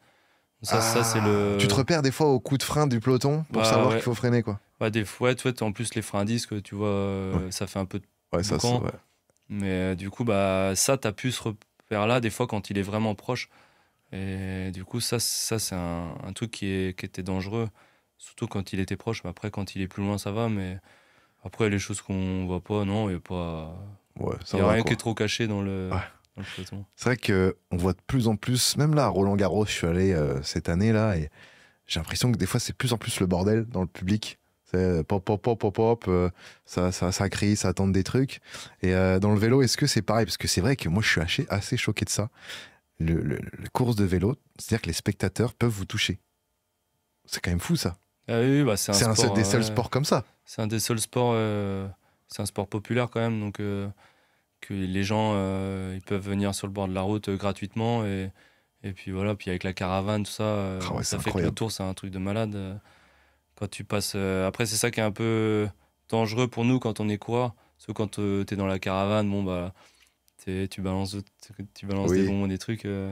Comme là, je vais avoir cette année, je vais faire moi dans la course avec une voiture. Donc là, je vais voir ce que ça va être. C'est pour ça que j'ai hâte de voir un peu comment ça va être. Mais quand t'es coureur, en fait, t'es dans ton truc, donc t'es dans ton objectif de la journée. Chaque jour, t'as un objectif. T'as un briefing avant, c'est soit l'étape, le machin, protéger ton leader. Toi, t'es dans ton truc et du coup, t'es à fond. T'as des endroits stratégiques que t'as repérés, des ronds-points, des virages. Ça, tu le repères ça avant? Ouais, avec maintenant tous les trucs, on peut zoomer pour voir les courses avant, les routes, je veux dire, avec Google, machin. C'est vraiment la veille d'une course ou le matin d'une course? C'est le matin souvent. Ouais, le matin. Nous, à la veille, nous-mêmes, on peut regarder de notre côté, on a des applications, tout ça, pour voir les endroits où on pense que ça peut jouer la course. Ok. Et puis, nous, on est dans notre truc, tout ça, et quand on arrive, on est concentré dans notre truc, mais on n'est pas à l'abri qu'il y ait des gens, et des fois, il y a des chutes, c'est venu, moi, je suis déjà tombé parce que des spectateurs sont trop avancés. Donc ça, c'est le truc un peu dangereux je suis bien content de ne plus avoir maintenant. Parce que des fois, je me dis, on passait à 60 à l'heure, même des fois des poussettes, tout ça. Ça m'a fait peur des fois. Des poussettes? Ouais, en fait, les gens, ils sont sur le bord, ils se rendent pas compte que nous, on est dans notre truc et il n'y a pas de barrière. Donc des fois, ils sont avancés. J'ai déjà vu, même des fois en fauteuil roulant, des gens en fauteuil roulant. Et nous, on passe à 60 à l'heure à ras. Ouais. Du coup, il y a déjà eu des chutes comme ça, malheureusement. Mais ouais, c'est un peu le truc qui m'a toujours fait peur dans le tour. C'est plus ça, de raser les spectateurs. Alors, dans l'école, quand tu montes, tu vas pas bien vite. Mais surtout sur le plat, quand tu es à 60, 70 à l'heure, faut plat descendant, faut pas qu'il y ait... Voilà, ça peut être dangereux. Après, stratégiquement, les spectateurs se mettent plus là où il y a des montées, parce que c'est là où ils ont plus le temps de vous voir, vu que vous allez moins vite. Normalement, oui. Sauf que le souci, c'est que des fois, les montées arrivent en fin d'étape, et du coup, ils ont le temps de s'enquiller quelques bouteilles. Il y en a, ils sont complètement bourrés, ils sont à poil, on les voit à la télé carrément, pour les commentateurs. Et du coup, ils vous suivent, des fois, ils vous tapent dans le dos. Ça, c'est un peu le côté désagréable, mais voilà, après, ça fait partie de notre sport. Mais oui, la caravane, l'attente, en fait, il y a énormément d'attente entre la caravane et le passage des coureurs. Et puis, donc oui, il y a une excitation, et comme tu dis, des fois, ils sont pas à jeun, donc il peut y avoir des débordements. Il y en a, ils sont pas à jeun. Après, c'est ça qui est beau aussi, tu vois. Aussi, J'espère qu'on va pouvoir garder ça encore longtemps. J'espère, carrément. Même moi, je suis le premier, depuis que j'ai arrêté mon dernier tour. Quand je pars l'été en vacances, je faisais des stages encore à la montagne, et voilà, j'étais content d'aller voir le tour avec mes enfants et la caravane et tout ça. J'espère, comme tu dis, que ça restera, parce que c'est quand même c'est mythique, quoi. Un patrimoine pour notre pays. Ouais. En plus, toi, t'es français et tu cours le Tour de France. Forcément, t'es encore plus respecté par les spectateurs. Des fois, ça crie ton nom, ton prénom. Enfin, c'est cool, quoi. Ouais, non, mais ça motive. ça motive. Et puis Il y a voilà. le côté un peu dérangeant parce que tu sais qu'ils peuvent prendre de la place sur des descentes où tu vas vite, machin. Mais à la fois, quand ils crient ton nom et que t'es en pleine montée, et que t'es tout seul et que t'en peux plus, et t'es prêt à lâcher et qu'ils disent allez, Julien, Julien, tu vas le faire. C'est ça. Là, tu te dis putain, les go, go, go. Bah oui, non, mais carrément, T'as deux c'est facettes, plus que bien qu'il y ait du monde. Hein, mais voilà, faut être juste vigilant. C'est à nous d'être vigilants. Mais c'est ça qu'au début, t'as pas cette vigilance parce que t'as jamais fait et t'as jamais eu autant de monde tout le long du parcours, en fait. Ouais. C'est ça la différence du Tour, c'est que peut-être pas tout le long, mais quasi tout le long du parcours sur 180 bornes, t'as des gens, en fait, ils sont venus, ils habitent pas loin, ils sont venus pour la caravane. Et donc voilà, mais c'est vrai que c'est une sacrée fête, c'est énorme. Hein. Ouais, c'est vrai. C'est quoi le planning d'une journée d'un cycliste du Tour de France? Genre le matin, tu te lèves à quelle heure? Bah, tout dépend l'heure de départ. Après, souvent, les journées, ça finit assez tard. Sur le Tour, les départs sont pas forcément tôt. Et Ouais, c'est les 11h, arrivées, midi, 11h, ouais, 11h30. 11h30, c'est vraiment quand les étapes sont longues. Ouais. 11h, vraiment très longues. Mais sinon, sur le Tour, c'est vraiment midi, voire 13h les départs, parce que les arrivées sont souvent tard. Ok. Ils font les arrivées avec France TV, tout ça, vers 17-18h.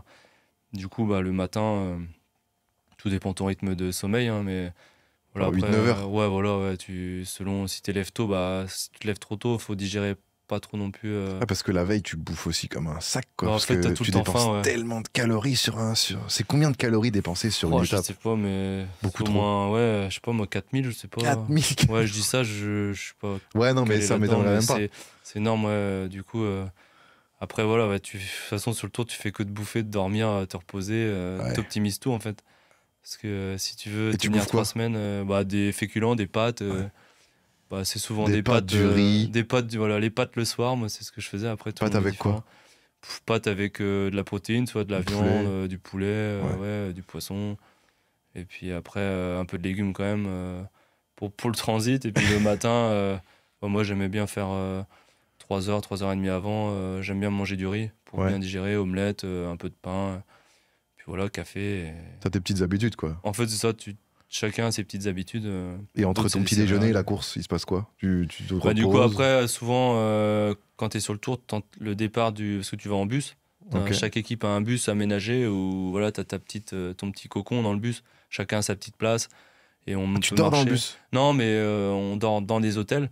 Mais on vit beaucoup dans le bus parce qu'on part, tu vois, souvent, c'est tellement la cohue autour que pour aller au départ, on anticipe vachement les départs, Ah donc ouais. des Partez beaucoup hôtels. plus tôt, quoi. Donc on peut passer 2 heures dans le bus avant l'étape, et puis pareil 2 heures après au retour. Et donc dans le bus, après, tu as tes petites habitudes, voilà. Ouais. Tu te prépares, et puis... T'écoutes ta musique, tu Ouais, prépares voilà, c'est ton ça. étape. Là, comme tu disais, avec le directeur sportif, il vous dit un petit peu les points un peu dangereux, les points clés de la course. C'est ça. Il met en place la stratégie de la course en mode bon, bah là, cette fois-ci, on est sur une course, je sais pas, de plaine, ça va être chill. Donc, aux cartes blanches. C'est ça, Et exactement. des fois, en mode bon, voilà, les gars, attention, donc ça va monter. Donc là, toi, tu vas protéger le leader sur cette côte-là, toi, sur celle-là. Ça peut être ça, ouais. C'est exactement ça. Toi, oui, tu oui. t'occupes de recharger. Donc, parce qu'il y en a un, il récupère les bidons et il les distribue à toute l'équipe, quoi. Bah ouais, après ça, souvent ça tourne, mais c'est le leader, par contre, il y va pas, lui. Oui, non, ouais. Il je me reste, doute mais un après, peu. ça peut être plusieurs, et quand il fait chaud, bah, t'es obligé d'aller au véhicule derrière. Donc voilà, après, tu lèves la main pour On voyait signaler au carrément commissaire. avec Pogacar, là, des lieutenants qui arrosaient Pogacar, quoi, en mode Ah oui. ils prenaient soin, quoi. Ah ouais, c'est vrai que c'est. Ah ouais, après, c'est vrai que ça peut aider aussi. Mais ouais, après, c'est toute une stratégie, comme tu dis. Et puis après, tu pars. T'as la présentation aussi quand t'arrives. Ah oui, c'est vrai, ouais. Tu descends du bus. C'est vrai que voilà, maintenant, on est beaucoup dans le bus parce qu'il y a tellement de monde, tu veux rester dans ta bulle. Et après, tu as cette partie où tu peux aller. Voilà, une fois que le briefing est fait, souvent on fait le briefing avant. Et après, on doit aller te présenter au protocole de présentation. Ouais. Chaque équipe, on va en équipe. Et puis après, tu peux aller au village départ, prendre un café si tu as un peu de temps pour te détendre un peu. Et puis voilà, après, une fois que tu sais, tu as l'heure de départ, tu es sur la ligne. Et puis après, il y a une balade, tu vois, un fictif, ils appellent ça, Ouais. de quelques kilomètres. Et puis après, le départ est lancé. Et puis c'est parti, Et quoi. c'est parti. C'est parti pour entre 3 et 6 heures de course, quoi. Ouais, voilà, exactement. Ça va souvent 3 à 6 heures, à part les chronos quand c'est un contre-la-montre. Oui. Voilà. Ça peut arriver. Et après la course, je vous vois encore pédaler sur un vélo. C'est quoi ce bordel? Ouais, c'est Ils vrai que viennent ça, de faire c'est- je ne sais combien de bornes de vélo et ils se remettent sur un vélo en train de pédaler avec un. Je vois souvent les gilets avec des glaçons dedans. Ah oui, je vois que t'es au point là-dessus. Moi, je regarde tout depuis. Ça fait 4 ans, les gars, je regarde le Tour de France tous les ans. Et quand je dis que je regarde, bon, certes, des fois, il y a la petite sieste de 20 minutes, mais je regarde tout, quoi. C'est vrai que des fois, c'est un peu long quand il se passe rien. Oui. Donc, mais ouais, non, après l'arrivée, c'est vrai qu'avant, on faisait pas ça. Hein, ça a évolué au fil des années. En fait, c'est tout simplement un retour au calme pour tourner les jambes pour. Avec beaucoup moins de watts, quoi. Ouais, voilà, exactement. Ouais. Avec beaucoup moins de watts. Et même moi, je le faisais à la fin de mes derniers tours. Voilà, ça te fait un retour au calme, tu es tranquille, tu bois, tu refroidis le corps avec des glaçons. Et puis, ça te permet de commencer ta récup et le lendemain, quand tu vas remonter sur ton vélo, tu auras moins de toxines aussi que si tu n'avais pas fait ça. Parce que quand tu finis, en gros, pour faire simple, tu fais un sprint à part quand tu es lâché, tu as moins besoin de faire ça quand tu finis tranquille les 10 derniers bornes. Par contre, si tu finis à fond le sprint, tu te fais gonfler les jambes à mort, tu franchis la ligne, tu t'arrêtes. C'est vrai que c'était pas logique de monter dans le bus et puis de se poser. Ça permet de remettre les jambes en place. Voilà, c'est pour ça que... Tranquillement, quoi. Ouais. Ensuite, la soirée, ça se passe quoi? La soirée, tu bois un coup avec des autres équipes ou pas, non? Non, ça, c'est vrai que chacun est... Après, tu le croises dans les hôtels, tu peux des fois discuter, mais chacun reste en team, chacun mange... Voilà, chaque équipe a souvent un cuisinier pour faire à manger, pour que ça soit le plus sain possible, équilibré. Et puis après, après c'est vrai que tu fais pas grand-chose sur le tour, ça s'enchaîne tellement. Des fois, tu arrives à l'hôtel quand les arrivées sont à 18h, tu peux arriver à 19h30, même des fois 20h. Tu manges et tu te couches, quoi. En fait, non, t'as le massage avant quand même. Ah, t'as le massage, on se fait masser quand même, ça c'est bien, ça te permet pour récupérer, quoi, je suppose. Ouais, pour la circulation, tu vois, t'as tellement de toxines que ça aide à mieux dormir, à avoir moins mal aux jambes pour dormir, et ça t'enlève aussi les contractures quand t'en as. Et puis voilà, tu peux aussi faire un petit coup d'ostéopathie pour te détendre, même ça t'aide à dormir des fois. Et après, voilà, tu te couches jamais. Si tu veux te poser un peu, regarder un peu, appeler ta famille, regarder un peu ton téléphone ou te mettre un peu dans ta bulle et te relâcher avant de dormir, tu dors jamais avant 11h, c'est pas possible. Ouais, je vois. 11h minuit, et puis après, voilà, et puis tu dors. T'enchaînes ça. Et le jour de repos? Et le jour de repos, faites un peu de vélo?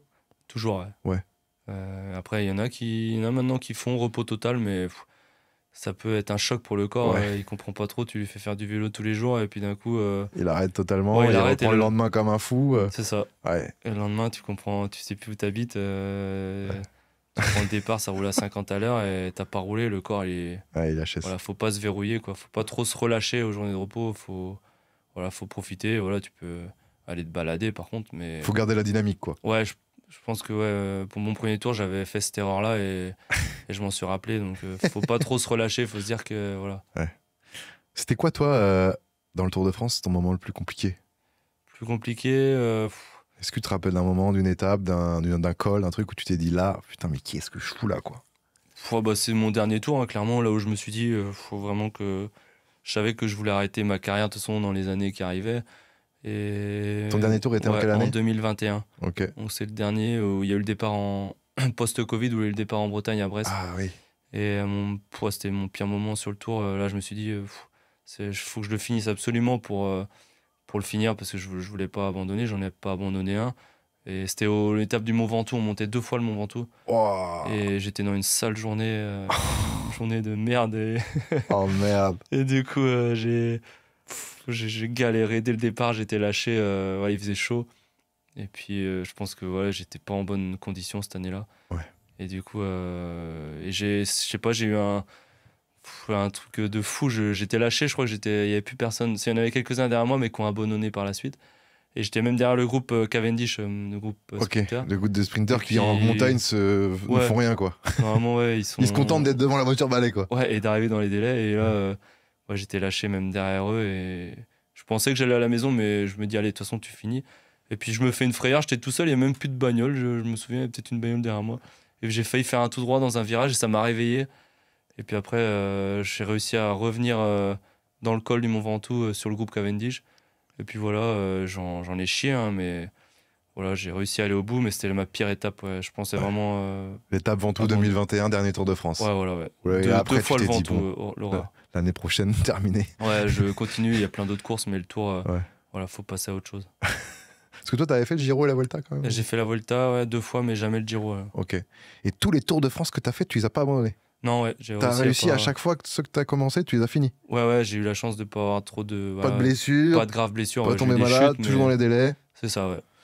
Ouais, c'est fort. Ouais, j'étais déjà content. Ok. Et le meilleur souvenir, évidemment? Est-ce que t'as un Meilleur meilleur souvenir, souvenir? ouais, sur le Tour, tu dis Ouais.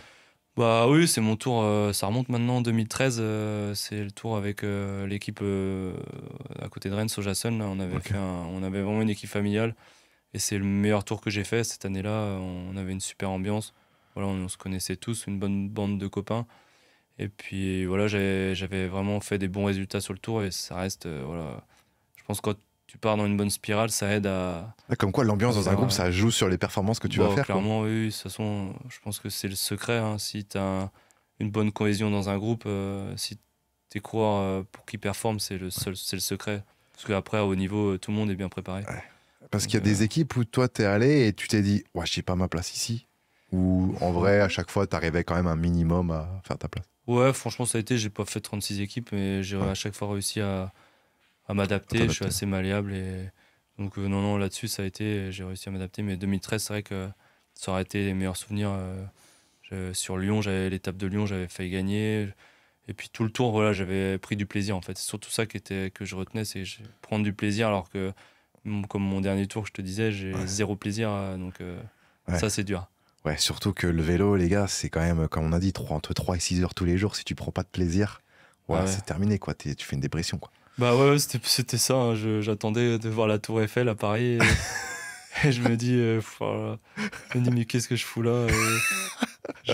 C'était clairement ça. Et du coup, je me battais, je prenais le départ. Bah, quand tu sais que tu vas pas être acteur, Ouais. tu pars, tu te dis, bah, c'est horrible. C'est surtout quand tu as pu jouer dans les années avant. Et là, tu te dis, bon, je prends le départ, mais voilà, tu te dis, allez, j'essaye au début de prendre l'échappée ou quelque chose. Et puis quand tu vois que en fait, t'es pas du tout bien, bah, en fait, c'est un calvaire. Et puis bah, quand tu es compétiteur, que tu as envie de faire des Ouais. résultats, bah, ça, c'est un peu dur. Mais voilà, après, voilà, c'était le jeu. Parce que toi, puncher, t'avais le potentiel de gagner une étape en Bah tant que oui, puncher. c'est ça, ouais. Du coup, j'ai couru après ça pendant ma carrière.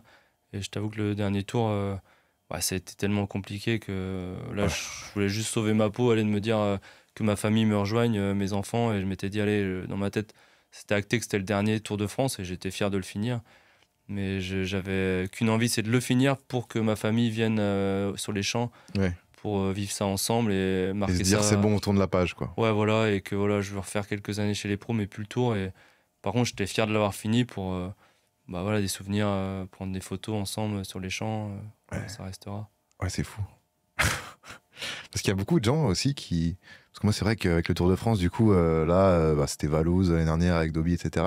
Je les mets dedans, je leur explique les stratégies, pourquoi ils font ça, pourquoi ils font pas ça. Il y en a, ils me disent, mais je comprends pas comment ça se fait qu'il y a des gens, ils font le Tour de France. Donc, comme on a dit, 3 semaines, ils en chient leur race, mais ils savent qu'ils vont pas gagner. Ouais, ah, Mais pourquoi ils le font s'ils savent qu'ils vont pas gagner? Bah ouais, enfin, après, je me dis que c'est un peu dans pas mal de sports comme ça. T'as un profil, et puis voilà, après, t'es payé pour ça aussi. Et puis, je pense que tu prends quand même du plaisir. Voilà, j'ai connu un peu les deux quand j'étais coureur un peu protégé où je jouais ma carte. Et puis après, j'ai aussi, en fin de carrière, plus c'était pour me sacrifier pour un autre ou aider. En fait, t'apportes ta pierre à l'édifice, comme on dit. Ouais. Et puis au final, bah, quand ton copain, il arrive à faire un résultat, bah, t'es content, en fait, tu vois. C'est comme si toi, t'avais gagné en soi. Ouais, voilà, c'est ça, clairement. C'est l'objectif, quoi. Et Tu l'as puis après, protégé dans la côte où il fallait, la descente, la machin. Grâce à toi, bah voilà, il a pu faire économiser de l'énergie c'est ça. pour après la remettre sur l'arrivée. Et sans toi, bah forcément, il aurait peut-être pas eu ça et il aurait Ouais, fini exactement, deuxième ouais. ou troisième. Non, mais c'est exactement ça. Quand ça marche, t'es content. La stratégie, elle a marché. Et puis voilà, même si c'est pas grand-chose, mais t'as aidé quand même. Et Il faut réfléchir en mode équipe et pas en mode individualité. voilà, quoi. exactement. Ouais. Si ton équipe gagne, t'as gagné. C'est ça, exactement. Ouais. Ok. Non, faut retenir ça. C'est bien important à comprendre ça, parce que c'est vrai qu'il y a beaucoup de gens qui me posaient des questions par rapport à ça, les stratégies, etc. Mais c'est vrai que, putain, moi, quand j'ai commencé à aller au Tour de France, j'étais tombé malade. J'avais eu le Covid, c'est pour ça que je m'étais mis dans le canapé et j'ai commencé à regarder. Et au début, je comprenais rien. Et au fur et à mesure, grâce aux commentateurs notamment, et aux vidéos que je regardais en parallèle, je commençais à me dire, oh putain, mais en fait, le Tour de France, mais c'est que de la stratégie. Ah C'est oui. que de la stratégie. On va en reparler tout à l'heure de la stratégie parce qu'il y a pas mal de questions, mais c'est vrai que quand tu comprends ça, après tu commences à kiffer, tu vois. C'est hyper important. Ok, question, une petite question assez importante aussi. Euh, les relations que vous pouvez avoir entre coureurs. Pas qu'au sein de l'équipe, mais au sein du peloton. Comme tu disais tout à l'heure, vous parlez moins qu'avant. Mais est-ce qu'il y a quand même des petites amitiés, tu vois, parce que, je sais pas, il y en a un, tu étais dans ton équipe l'année dernière et tu t'es dit, bah, c'était mon pote, voilà, on discute. Est-ce que tu te places là dans le peloton parce que tu sais que tu vas être à côté de lui, tu vas pouvoir discuter avec lui? Comment ça se passe? Si, bah oui, tu as forcément des affinités. Déjà dans l'équipe, bah voilà, il y a des coureurs avec qui tu t'entends moins, forcément. Mais Ouais. après, tu as des coureurs avec qui tu as des affinités. Puis c'est comme ça que tu fais aussi les chambres, tu vois, sur un grand tour comme le Tour de France. Bah, du coup, tu es quand même 3 semaines et demie, parce que tu arrives 3 jours avant le tour, donc ça commence le samedi. Donc tu es du mercredi, tu es 3 semaines et demie avec ton collègue de chambre. Ouais. Donc tu vis quand même bah, tout le temps, hein. Tu vas le croiser dans le peloton, tu vas lui dire, moi alors, tu discutes. Après le soir, tu es en chambre avec, dans le bus, tu es avec. Donc c'est sûr que forcément, tu vas pas te mettre en chambre avec un mec où t'as pas les mêmes horaires et tu as forcément des affinités. Et puis pareil aussi, quand tu es dans le peloton, où tu peux aller discuter avec d'autres coureurs. Et ça, forcément aussi, tu as des fois des ex-coéquipiers aussi qui sont retournés dans d'autres équipes. Et donc là, bah, tu es content d'aller, voilà, tu te pointes dans le peloton, ouais, Hop ça là. va, voilà, tu te tapes un peu la discute. Et puis après, bah, tu parles un peu de. Voilà, des fois, aussi, tu te rassures et tu te dis, bon, bah, demain, tu as vu l'étape, bon, Ah. faut qu'on passe cette étape-là. Voilà, tu t'aides aussi un peu et tu as des affinités avec des coureurs, clairement, C'était qui ton gars sûr? avec qui je m'entendais bien. Ouais. Après, les dernières années, j'étais avec des beaucoup plus jeunes, mais j'ai fini, j'aimais bien, moi, je m'entendais bien autour avec Pierre Latour. Bah, il y avait Mathieu Burgodeau que j'aime bien, c'est un jeune que j'aime bien. Et voilà, il y en a eu beaucoup, j'en ai Oui, beaucoup oui. Bah, côtoyé, je mais c'est suppose, vrai oui, que avec autant d'années. après j'ai gardé voilà, des contacts avec quelques coureurs avec qui je m'entendais bien. Puis après, dans le peloton, bah, tu vas souvent aussi vers les mêmes, hein, mais de ma génération, je retournais souvent voir les gars de ma génération. Qui était français. Après, voilà, comme j'étais pas un king en anglais, donc voilà, mais après, tu peux sympathiser voilà, avec pas mal de Ouais. monde. Mais après, quand c'est dans le money time, comme on dit, voilà, après, il y a un peu moins de quartier, donc c'est un peu plus la guéguerre. Ah ouais, là, ouais. Et Je voilà, suppose. chacun laisse pas sa place. Ouais, ouais. Et question qu'on va te poser souvent, Pogacar, il est comment? Bon, après, j'ai jamais trop discuté avec lui. Bah après, ouais, je sais pas, Après, il est respectueux ouais. hein, dans le peloton, il n'y a pas de. Il est très respectueux. T'en as qui sont quand même dans le peloton, tu te dis putain, faut pas que je me mette à côté de lui parce que c'est risqué quoi. Ou Bah, je sais pas, après, quand c'est pas trop dangereux, tu vois, que ça dépend au moment de l'étape où t'es, mais c'est sûr que quand t'es dans le final où ça se joue, le placement, par exemple, je sais pas, au pied d'une montée, elle est stratégique, bah, tu sais que t'as des coureurs qui vont être plus agressifs que d'autres, forcément. ouais. Et c'est là que faut savoir aussi, toi, si les autres savent que toi, tu vas freiner avant eux, ils savent que t'es un gentil, bah voilà, faut être gentil à un moment, mais à un autre moment, faut aussi être méchant, parce que sinon, bah, tu te fais bouffer et. Parce que ça peut être bien un atout que les autres ont peur de toi. Bah, clairement, oui, oui. Bah, je vois Peter Sagan que j'ai quand même côtoyé pas mal, pas dans mon équipe, et puis j'ai fini avec lui. Bah, lui, c'était le spécialiste de ça. En fait, il était tellement respecté et tellement habile sur le vélo que, au final, pour que moi je fasse le même placement au pied d'une montée, et bah, lui, en fait, voilà, il se laissait couler, il se slalomait entre les mecs, hyper habile. Et puis les autres, comme c'était Peter Sagan, Ouais. bah, nous, des fois, on mettait le petit coup de frein, tu vois, il y a cette petite, ce paramètre-là qui rentre en jeu un peu, tu vois, Ah ouais? on le laissait, il y a des mecs qui laissaient Sagan passer, alors que toi, ils t'auraient pas laissé passer, tu vois, et il y a Ouais, je quand même vois. cette petite, L'aura. ouais, voilà, Laura, L'aura ouais, qu'il c'est peut avoir ça. en plus Donc, vis-à-vis aussi du palmarès qu'il a, je suppose. ouais, voilà, c'est ça. Ouais. Ok. Ouais, Peter Sagan, putain, incroyable. Ouais.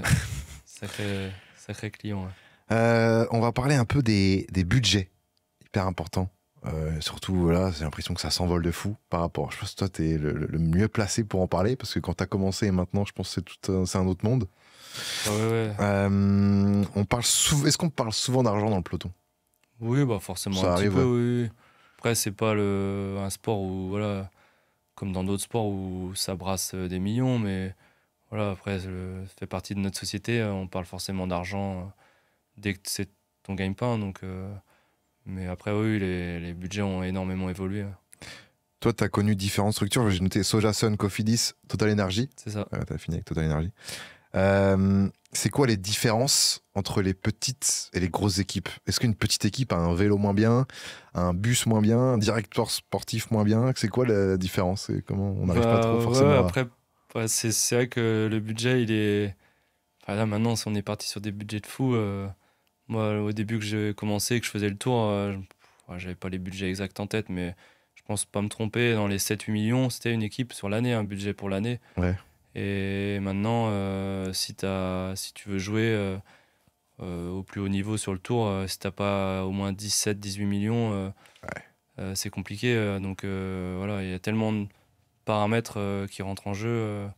Et pour payer les coureurs, maintenant, pour avoir des coureurs compétitifs, du coup, les salaires ont explosé aussi. Ces Je vois dernières années. Pogacar, le prix qu'il est payé, je vois qu'on a vu des rumeurs, mais c'était insane, quoi. Bah ouais, je sais plus exactement combien c'est estimé, mais c'est vrai que depuis, j'ai connu, c'était pas comme ça avant, les gros coureurs, ils gagnaient pas ça, et maintenant ça a explosé, donc ça fait que même les coureurs maintenant qui gagnent, qui sont pas comme Pogacar, mais qui sont importants dans une équipe, bah, eux aussi leur salaire a énormément évolué. Donc tout ça, ça fait que les budgets ils ont augmenté, voilà, tout a augmenté, la vie, hein, les hôtels, le carburant. Est-ce que vous êtes tout le temps en déplacement? Ah donc ouais, ça, en faut le fait, prendre en compte. Ça, à chaque fois, il faut payer l'hôtel pour tout le monde, la c'est bouffe ça. pour tout le monde, le déplacement pour tout le monde.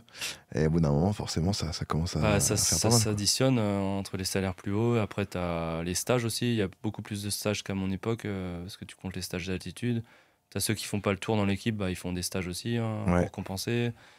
Donc voilà, après, non, il n'y a pas forcément niveau direction. Là. Quand tu me disais les directeurs sportifs, après, tu peux avoir un bon directeur sportif qui voit bien la course, qui est pas dans une grosse équipe, et qui est passionné, qui est passionné par son équipe. Mais c'est vrai que non, l'évolution est terrible niveau matériel aussi. Ça, tu peux être pénalisé maintenant un peu moins parce que il y a plein de marques qui évoluent maintenant niveau matos, mais C'est vrai que niveau matos, on peut en parler vite fait, mais c'est que de la recherche et développement, quoi. C'est comme une C'est Formule ça. 1, le vélo. C'est-à-dire que ça fait que d'évoluer, et l'équipe qui a trouvé ce petit truc que l'autre n'a pas trouvé, elle peut avoir des avantages de fou, quoi. Carrément. On est sur des vélos maintenant à plus de 15 000 balles, je crois. C'est des vélos full carbone, frein à disque, des vélos. Je crois qu'il y a quand même une norme, c'est au moins 6,8 kg, non? C'est ça le vélo? Ouais, t'es Donc, calé, c'est ça. Tu peux pas avoir un vélo non plus trop léger. Non.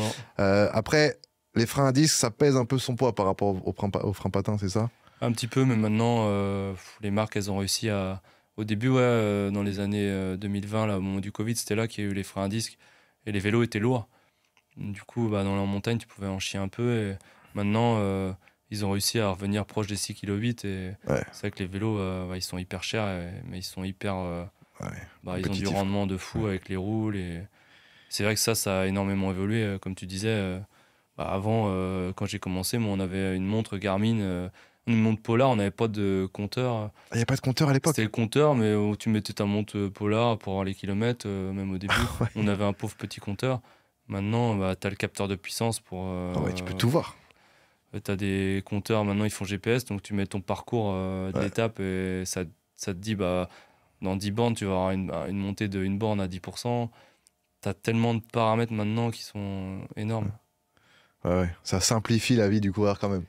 Ça lui permet d'anticiper et d'être plus compétitif après sur le vélo, et ça c'est forcément cool. Après, ça peut être frustrant, certes, oui, si tu es dans une équipe qui n'a pas assez de budget, tu ressens qu'en termes de matos et tout, c'est pas aussi bien. Tu peux sentir une petite frustration, mais bon, ça fait partie du jeu, quoi. C'est comme en Formule 1, tu sais très bien, quand tu es chez Red Bull ou quand tu es chez... Bon, là, on va prendre par exemple Kik, là, c'est pas pareil. Ah ouais, on en est presque rendu, pas autant que la Formule 1, mais ouais, c'est ça. Et les grosses équipes qui ont des gros budgets, elles font des études comme tu dis, en soufflerie, comme pour mieux poser le coureur, pour étudier des fois des petits détails sur le vélo qui sont gênants pour l'aérodynamisme. Et puis une plus petite équipe, finalement, elle va pas étudier ça parce qu'elle n'a pas le budget. Ouais. Donc c'est là-dessus un peu que ça peut jouer, même si maintenant, les vélos, même des marques un peu moins connues, ils sont quand même de mieux en mieux. Ouais, et tant mieux. Et heureusement, ouais. Et au niveau des salaires, Est-ce que les écarts de salaire sont aussi énormes qu'on l'imagine? Je pense que oui. Par exemple, entre un rookie et Pogacar, je pense que c'est pas le même monde. Bah oui, non. Après, clairement, oui, c'est sûr. C'est pas bridé, hein, les budgets, les salaires. Non. Tu Non, peux, par c'est contre, il y a illimité, un quoi. minimum. Nous, en tant que Français, même coureur pro, je crois que c'est. Il y a un minimum quand même, tu peux pas être payé en dessous. Ça doit être 2000 euros, autour de 2000 euros. Okay. Quand t'es cycliste professionnel, t'as pas le droit Ouais, de toucher en dessous de mais 1000 de euros. première division, donc tu sais, on parle des grosses équipes World Tour. Ok. Après, ça doit être un peu moins, c'était en Continental Pro. Bon, après, Ouais. je rentre dans les détails, mais après, non, après, clairement, maintenant, c'est tous les coureurs ont des agents, comme dans le foot ou dans d'autres sports. Donc, c'est les agents qui gèrent les contrats des coureurs en direct avec les managers d'équipe. Et puis voilà, c'est ça qui a fait aussi que tout a explosé. Et voilà, les salaires, ils vont de 2000 euros à Pogacar, je sais pas combien il peut gagner. C'est presque des millions, non? Ouais, je pense que c'est plusieurs millions à l'année, oui, clairement. Donc, après, voilà, je me dis que il est. Bon, après, par rapport à d'autres sports, mais c'est sûr que oui, ça fait des gros montants quand même. Et puis, Après, c'est vrai que Pogacar, on a quand même, nous, l'impression, en tant que téléspectateur, on a l'impression qu'il est vraiment au-dessus, quoi. ah bah oui, clairement, là, ouais. Il est vraiment au-dessus. J'ai hâte de voir autour un peu comment ça va. Ouais. Parce qu'au Dauphiné, ça a l'air d'être plus serré, donc on va. Oui, c'est vrai qu'il y a le Dauphiné, ouais, c'est vrai ça. Et là, c'est serré, là. Parce que j'ai vu le contre-la-montre, c'était bon, là, évidemment, avec le podcast, nous, c'est mi-juin à peu près. Ça sortira beaucoup plus tard ça sortira début du Tour de France pour YouTube. Mais c'est vrai que là, on enregistre pendant le critérium du Dauphiné. Et j'ai vu, ouais, sur le contre-la-montre, il s'est fait prendre 30 secondes, là. C'est ça, ouais, t'as bien vu, ouais. Donc, donc tu vois, c'est. Evenepoel, c'est ça? Bah, Evenepoel, il a tué le chrono, lui, vraiment. Ouais. Mais même Vingegaard, son concurrent, on va dire, direct à Pogacar pour le Tour, pour le général, c'est lui qui lui a mis 30 secondes, je crois. Ok, c'est lui. Oh, putain. Et je crois que c'est ça. Et donc, après, voilà, quand on en parle. En vrai, moi, ça me rassure parce que je me dis, ok, on aura un tour. Parce que moi, j'adore quand il y a de la rivalité, quoi. Quand il y en a un qui est trop au-dessus, bon, bah. C'est comme tout dans le sport, dès que t'en as un qui est trop au-dessus, bah, on est moins. Chiant, on est souvent pour le deuxième, surtout nous en France. Et du coup, voilà, c'est vrai que ce serait bien qu'il y ait même Evenepoel. On va voir la fin du Dauphiné en montagne, là, s'il pouvait aller titiller un peu pour qu'il y ait un peu de suspense, comme tu dis, et puis qu'on passe un beau petit tour. Ah ouais, ce serait le top. Vous êtes payé en fonction de votre rôle? Est-ce que le leader est plus payé que le puncher? Plus payé que le baroudeur? Oui, c'est clairement ça. Hein, c'est quoi l'ordre? Bah, t'as le leader, le gros leader. Le leader, il a le jackpot. Ouais, voilà, c'est ça. T'as le leader, il est le plus payé, leader du général ou leader, voilà, même si c'est pas il est pas fort au général, mais dans les plus petites équipes, ça peut être un mec qui gagne 10 courses à l'année, tu vois. Ouais. Ou 5. Et lui, donc c'est le leader, donc il est plus payé. Après, t'as le coureur aussi, un peu co-leader, on peut dire ça, qui est pas aussi fort, mais qui est capable de faire des gros résultats aussi. Donc lui, voilà, c'est dans la hiérarchie. Après, t'as aussi des équipiers un peu de luxe, entre guillemets. Les bons gros lieutenants, style Van Aert, quoi. Ouais, bah lui, il est quand même, lui, il est dans les leaders. Hein. Il est co-leader. Ouais, c'est co-leader. Il est co-leader, donc on va dire. Mais après, t'as les équipiers de luxe, c'est ceux qui sont capables des fois même de gagner, mais aussi de placer des leaders dans des endroits stratégiques, tu vois, genre pour un sprinter, bah, le lanceur, celui qui est capable de prendre d'énormément de risques dans le dernier kilomètre et de poser son sprinter ou voire de le lancer dans les 300 derniers mètres, bah ça c'est un coureur. Parce que le lanceur, pour que les gens comprennent bien, donc vous avez le sprinter qui lui doit être protégé au maximum et placé pour le sprint. Parce que le sprint, c'est pas 1 km de l'arrivée, 2 km, c'est vraiment les 300 derniers mètres à peu près, non? Même pas. Ouais, mais même le sprint, souvent, il se lance à 200 mètres. 200 mètres. Ouais, les sprinters, ils font vraiment 200 mètres d'effort. C'est ça. Donc le but, c'est que le lanceur le place idéalement pour les 2 derniers 200 mètres, enfin les derniers mètres. Et du coup, après, il s'écarte. Et là, c'est le sprinter qui va. Ouais, exactement. Ouais. Et c'est pour ça, c'est un rôle comme ça, le lanceur. Genre, en gros, tu t'écartes à 200 mètres et voilà, t'as un profil hyper important. C'est-à-dire que ton sprinter, il va peut-être gagner 20 courses à l'année, j'exagère, 10. Mais si toi, t'es pas là, bah, du coup, il est potentiellement moins vainqueur dans l'année. Donc ça, c'est des coureurs. C'est pas des leaders, mais c'est des coureurs quand même sont dans la hiérarchie quand même assez bien placés. Puis après, voilà, tu as les équipiers de base comme un jeune, tu vois, quand tu arrives, voilà. Qui se cherche un peu, qui sait pas encore le rôle, mais on sent qu'il a le potentiel. Voilà. On lui demande des petites tâches, on voit s'il est réussi, et puis voilà, quoi. Ouais, ça c'est l'équipier, quoi. Voilà, et l'équipier, puis les coureurs qui qui reste toute sa vie équipier, mais qui prend du plaisir et qui est indispensable dans une équipe. Okay. C'est-à-dire que lui, il va, quand l'échappée part en début de course, lui, c'est lui qui va gérer voilà, pour pas que l'échappée prenne trop de champ. Donc voilà, il roule en début d'étape en tête de peloton. Ouais. Et voilà, il est hyper important. Mais dans la hiérarchie, voilà, il se situe un peu plus bas. Mais après, voilà, dans une équipe, tout coureur est important. Mais malheureusement, voilà, quand on parle de budget et de salaire, il y a quand même une hiérarchie et c'est toujours la même histoire. Et le leader, c'est clairement lui qui en chie le plus sur un tour? Après, je sais pas, j'ai jamais été dans la peau d'un leader qui passe l'école et tout. Parce qu'on voit souvent Pogacar ultra protégé. Bah oui. Après, évidemment, tu as le stress parce que quand tu es leader, c'est toi qui joues le classement général. Donc, tu dois toujours savoir qu'est-ce qui se passe devant toi. Et tu es beaucoup surveillé aussi. Hein. Bah on voyait dans les tours Vingegaard, Pogacar, ils étaient toujours dans la roue. Et dès qu'il y en a un qui attaquait, hop, l'autre il répondait. Ça, c'était assez. Ouais, c'est vrai que eux, ils sont. En fait, je me dis, je sais même pas parce que eux, ils sont tellement forts. Donc, ils arrivent à tenir des intensités tellement hautes sur énormément de temps, en fait. Ouais. Parce que clairement, pour faire simple, sur une montée de 45 minutes, lui, il est capable. Moi, ce que je peux faire sur 5 minutes, lui, il peut le faire sur 45 minutes. On est dans des zones comme ça. Donc, je me dis, par contre, oui, il a énormément de pression et tout, mais ils sont tellement forts physiquement que je sais même pas s'ils en chient plus que nous, en fait.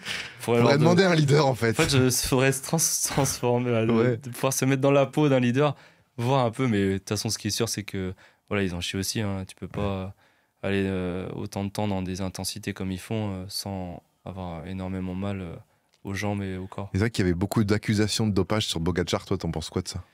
Après, de toute façon, le dopage, voilà, dans tous les sports, il y en aura toujours. C'est vrai que le vélo, c'est les années 2000, quoi. Ça a plombé l'image du vélo, j'ai l'impression. C'est vrai que maintenant, c'est mieux que ça a été, parce que, comme tu dis, c'était les années 2000. Tu vois, moi, je suis arrivé après ça, et c'était le renouveau un peu du cyclisme. Ouais. J'ai eu la chance de tomber dans les années-là, et je pense qu'avant, quand tu étais plus jeune, on te proposait limite du dopage. Et moi, les années post-Festina, où ça a éclaté au grand jour, tout le dopage qu'il y a eu. Et moi, j'ai eu la chance, et puis les jeunes de maintenant ont cette chance-là aussi, c'est qu'on est arrivé après. Après, voilà, il y a toujours des gars qui vont tricher, comme dans tous les sports. Mais voilà, je me dis qu'on est énormément contrôlé. On a un suivi. Sur le Tour de France, vous êtes contrôlé toute l'année, en fait. Ou toute l'année même. Ouais, toute l'année. Est-ce que c'est comme par exemple, je vois ça avec l'UFC ou sport de combat en général, carrément, des fois, ça toque, ou les sports, même les JO, les athlètes comme ça. Ça toque chez toi sans prévenir à 6h du mat, tu dois pisser dans un bocal et on te dit après, vas-y, t'es positif ou t'es négatif. Est-ce que c'est ça aussi dans le vélo? Ouais, c'est exactement ça, ouais. Depuis les années 2000, moi, ça a commencé juste quand je suis passé pro, en plus, je crois, en 2008. Et c'était un suivi qu'ils ont mis en place, c'est une plateforme, en gros, et puis dans l'année, t'es obligé d'avoir tant de contrôles, et puis plus tu marches, plus t'as de contrôles. Ouais. Et il y a des contrôles inopinés, donc t'as des contrôles quand tu passes la ligne si t'as gagné, ou les 3 premiers, et des tirés au sort. Et après, à chaque fois, quand tu gagnes, t'es forcément contrôlé. Quasiment, ouais. Sur le tour, forcément. Ouais. Ouais, putain. Et du coup, après, sinon, je me dis, après, il y aura toujours de la triche, parce que voilà, il y a peut-être des produits qui font que ça se voit pas dans les prises d'urine, ou etc. Quoi. Ouais, puis après, tu te dis, on peut toujours se dire qu'il y a des choses qui ont un temps d'avance, la science a un temps d'avance. Mais après, voilà, si tu cogites à tout ça, tu peux plus rien faire. Après, voilà, on est hyper contrôlé depuis toutes ces années 2000. On était quand même un sport pas bien vu, et voilà, heureusement que ça a changé. Et voilà, comme tu disais, tu dois toujours dire où t'es, en fait. On a une plateforme où on a un calendrier. T'es obligé d'être présent à un endroit 1 heure par jour. Toujours. Par exemple, tu mets de 7 à 8, t'es obligé d'être chez toi, ou de 8 à 9. Si t'es pas là et qu'on vient toquer, comme tu dis, et on va contrôle antidopage, si t'es pas là, ça te fait un avertissement. Et au bout de 3, t'es considéré comme dopé. Et voilà. Et c'est terminé pour toi. Voilà. Et du coup, je pense qu'on est quand même un des sports où on est hyper contrôlé. Donc après, voilà, il y aura toujours peut-être des coureurs qui peuvent passer à travers. Mais c'est vrai que, vu le nombre de contrôles qu'il y a, je pense que... Mais c'est vrai que des fois, quand tu vois les perfs de Pogacar, on se dit, putain, mais comment c'est possible? Je crois que c'était un contre-la-montre. C'était Pogacar ou Vingegaard, là. Il avait fait un contre-la-montre il y a quelques années, là, où tu te dis, putain, mais qu'est-ce que c'est que ce bordel, quoi? Oui, non, mais tu te dis, c'est vrai que c'est... Wow. Ils ont des capacités hors normes. Après, voilà, j'espère que, voilà, il n'y a pas de... Ouais. de triche là-dedans, mais c'est sûr que voilà, c'est humain de se poser la question. Après, voilà, je pense que ils Et ont des capacités hors normes. rapidement, c'est vrai qu'on avait vu c'était, je crois, quand il était tombé ou je sais plus quoi, Froome, dopage mécanique avec la roue qui tourne là. Est-ce que tu te rappelles de cette image là? Oui, c'était sur le tour ça. Ouais, je sais plus si c'était Ouais, sur le c'est tour possible, ou quoi, ouais. mais je sais plus s'il est tombé ou quoi, et on voit la roue qui continue de tourner, tourner. Et ça, t'en penses quoi de ça? Ouais, j'avoue que je me pose des questions là-dessus dans les années. C'était 2017 à peu près, c'est ça, hein? Ouais, même tu sais quand il y avait Cancellara, tout ça Ah là, ouais. un gros rouleur, à un moment, voilà, il se dit que c'est possible qu'il y ait eu de la triche mécanique. Alors ce Qu'ils auraient serait mis un fou. petit moteur. Ou tu sais, ils disent ouais. Donc après voilà, pareil, on n'aura jamais de preuves et Toi, c'est que en tant que. des. Ouais, parce que toi, t'étais là pendant ces tours-là en Ouais plus, bah toi. ouais, j'étais là Donc toi, après. vu que c'est notre équipe, forcément, tu Et sais puis rien, quoi. ouais, en fait t'es dans ta bulle et puis t'essayes de. Mais ça discute entre vous quand même un peu ou pas, non? Ouais, bah ça, si, ça a forcément discuté, mais pas pendant, parce que pendant, en fait, finalement, t'es dans ton truc, et puis si tu te mets à penser à tout ça, bah, au final, Ouais, t'en sors plus. t'es mort, parce que du coup, si tu te dis, bah lui, il est dopé ou il fait du dopage mécanique, bah, après, t'es mort, quoi, tu Ouais. arrives pas à aller loin dans la douleur. Mais Ouais. ouais, forcément, ça a parlé, mais voilà, il n'y a jamais eu de preuves, finalement, de tout ça, donc. Ok. C'est possible de bien vivre du vélo sans être une star quand même? Oui, bah, clairement, déjà, oui, tu peux, quand tu commences à être un bon équipier, voilà, après, t'es obligé de travailler après ta carrière, Ouais. mais Ah oui, voilà, c'est vrai, ouais. t'es pas rentier, hein, mais voilà, tu peux quand même, on a la chance quand même dans notre sport de pouvoir vivre de notre passion par rapport à d'autres sports où ils sont pas capables de vivre. Ouais. Nous, voilà, dès que t'es dans des équipes World Tour ou que t'as un bon niveau, même dans les équipes que j'ai fait, tu vois, quand t'es entre deux, un peu au niveau World Tour, mais juste en dessous, bah, voilà, tu peux vivre quand même correctement du vélo. Et puis maintenant, même voilà, quand tu es un super bon coureur, bah, tu peux même très bien vivre. Ouais. Donc on a quand même cette chance-là. Et comparé à d'autres sports, moi qui suis passionné d'autres sports, de beaucoup de sports, et voilà, je pense qu'on fait partie des sports où on a la chance quand même. C'est quoi les autres sports dont tu kiffes aussi? Bon, j'aime bien le foot, voilà, c'est à part. Mais tu vois, je vois le hand Ouais. ou tous ces sports-là. Parce que moi, on m'a dit que Course le à pied. vélo, c'est ceux qui font du vélo, notamment par rapport à la course à pied, ils ont cette qualité d'aller vraiment beaucoup plus dans le dur. Ceux qui font habitués, je sais pas, avec la compète ou quoi, que ceux qui font de la course à pied ou d'autres sports. Ils ont plus. La douleur, tu veux dire Ouais, Ouais, c'est sûr, c'est un sport dur. Après, je pense que la course à pied, c'est quand même. ouais. Tu vois, je m'y mets un petit peu là, après ma carrière de courir un peu. Je pense, comme j'ai jamais trop couru avant, je trouve que c'est un sport vraiment dur, la course à pied. C'est dur parce que physiquement, au niveau des articulations, c'est beaucoup plus Traumatisant. Ouais. traumatisant. Ouais. Par contre, quand tu fais de la course à pied, tu cours 1 heure, t'es bien. Ouais, Tu vois. t'es bien, Vélo, ouais. 1 heure, bon bah. Ouais, 1 heure, quoi. 1 heure, t'as pas brûlé autant de calories. T'as pas brûlé autant de C'est calories. ça, ouais. Non, mais c'est sûr que, ouais, non, on a quand même un sport. Tu Après... pourrais faire du duathlon, ça se trouve. Ouais, duathlon, ouais. Triathlon. En J'essaierai vrai, une fois avec des copains pour ouais, ça rigoler. pourrait être drôle. Après, la nage, c'est quand même un beau chantier, je pense. Ça s'apprend. Ouais, ça s'apprend, C'est mais un beau ouais, chantier. à noter dans l'agenda futur, un petit triathlon. Mais toi, t'es pas dégoûté du vélo. Non, je suis un peu. C'est vrai que là-dessus, je suis pas aigri du tout du vélo. Parce que c'est vrai qu'il y en a, ils sont tellement tout donnés que là, dès qu'ils prennent leur retraite, ils arrêtent totalement. Mais toi, tu continues en version loisir, quoi. Ah oui, on s'était croisés à faire une sortie d'ailleurs ensemble, mais moi, franchement. C'est là qu'on oui, s'est rencontrés, c'est la sortie qu'on a fait avec le Stade Rennais. On a fait Vitré-Rennes à l'occasion du nouveau maillot. Et du coup, on avait roulé ensemble. Et je me suis dit, putain, sympa, attends, ouais. faut absolument que tu viennes dans mon podcast parce que là, il y a trop de choses à dire. 8 Tours de France, c'est fou. Merci, et ouais, là, non, c'est on sympa, est ouais. en plein dans la période, donc c'est pour ça, ouais. Ah oui, carrément. Est-ce qu'il y a une pression liée au contrat? Bah oui, clairement. Hein, Ouais. en vélo, tu vois, bah moi. Puis maintenant, il y a un peu de plus long contrat qu'au début que je faisais, mais tu vois, souvent c'est 2 ans, 3 ans max que tu as de contrat. Donc c'est sûr que oui, je vais pas te cacher que quand je signais 2 ans, j'avais un petit coup de moi, c'est cool, j'ai re-signé 2 ans, je vais pouvoir faire 2 ans de ma passion et puis essayer de faire des résultats. Mais quand tu étais dans la dernière année de ton contrat, bah forcément, tu te dis, voilà, il faut à la fois que je fasse le boulot quand tu es un peu entre deux pour les autres, mais il faut aussi que je tire un peu mon épingle du jeu pour que l'équipe me propose un contrat. Voilà, après, généralement, quand tu es honnête avec tout le monde dans une équipe, Ça le fait. voilà, si tu es dévoué à tes leaders et que tu fais un travail hyper important, voilà, Ouais. ça suit. Mais c'est sûr que oui, tu as quand même un stress comme dans tout sport où tu as des contrats voilà, CDD. Hein. Ouais. C'est vrai que ça peut être compliqué ça, mais bon, Ouais, c'est le jeu. C'est le C'est jeu. le jeu. Tu vis de ta passion, Voilà. donc tu fermes ta gueule, c'est un peu ça. Non, puis c'est ça, Non, mais- tu sais que voilà, c'est comme ça que ça marche et puis tu fais avec. Ok. Euh, pour reparler vite fait un peu de stratégie, c'est vrai qu'on s'est mélangé un peu les pinceaux là-dessus, on en parlait, bon, on fait des parenthèses. Toi, t'avais une oreillette pendant le tour?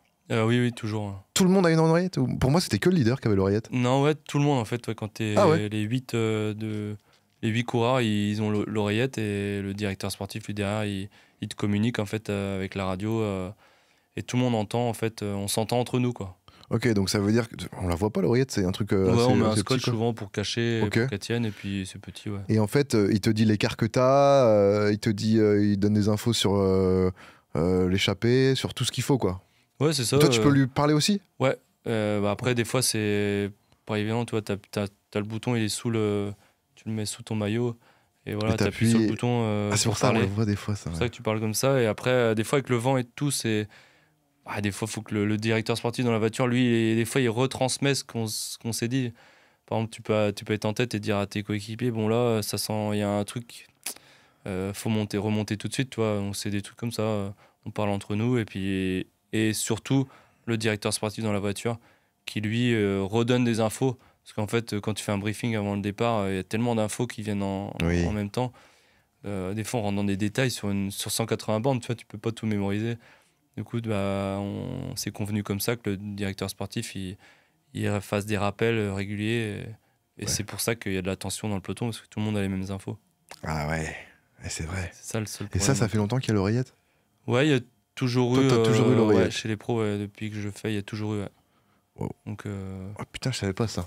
Je pensais que c'était que le leader et après, bon, il rediscutait avec les équipiers, mais c'est vrai que. ouais, non, c'est vrai que ça, c'est pas mal quand même. Il y en a qui disent que c'est moins bien qu'il y ait les oreillettes pour la course. Mais je trouve bien, moi, pour les dangers, tu vois, en course, Ouais. voilà, après, ça, j'aimais bien. Pour la sécurité, c'est, ouais, comme tu dis, c'est peut-être Ouais. un peu mieux, ouais. La sécurité, c'est quand même bien, tu vois. Il te dit, ouais, on genre- approche d'un gros rond-point, ça va se séparer en deux, ou C'est je sais ça, pas, ouais, gros ou- virage serré Exactement, dans ouais. quelques centaines de mètres, et du coup, ça te permet d'anticiper, quoi. C'est ça, exactement. Ouais. Et puis même, ça peut être, tu vois, il te dit, bah, c'est rare, mais il peut y avoir, je sais pas moi, ouais, du gasoil, tu vois. Ça a été averti par les voitures devant. Ouais. Ça a été retransmis et tu arrives, bah, toi, ça peut être du verglas, quoi, le gasoil. Donc, Ouais, il faut faire bah, ça te attention. prévient, en fait, quand tu arrives, t'es pas surpris. Et Ouais. je trouve ça quand même bien pour ça, moi. Ouais.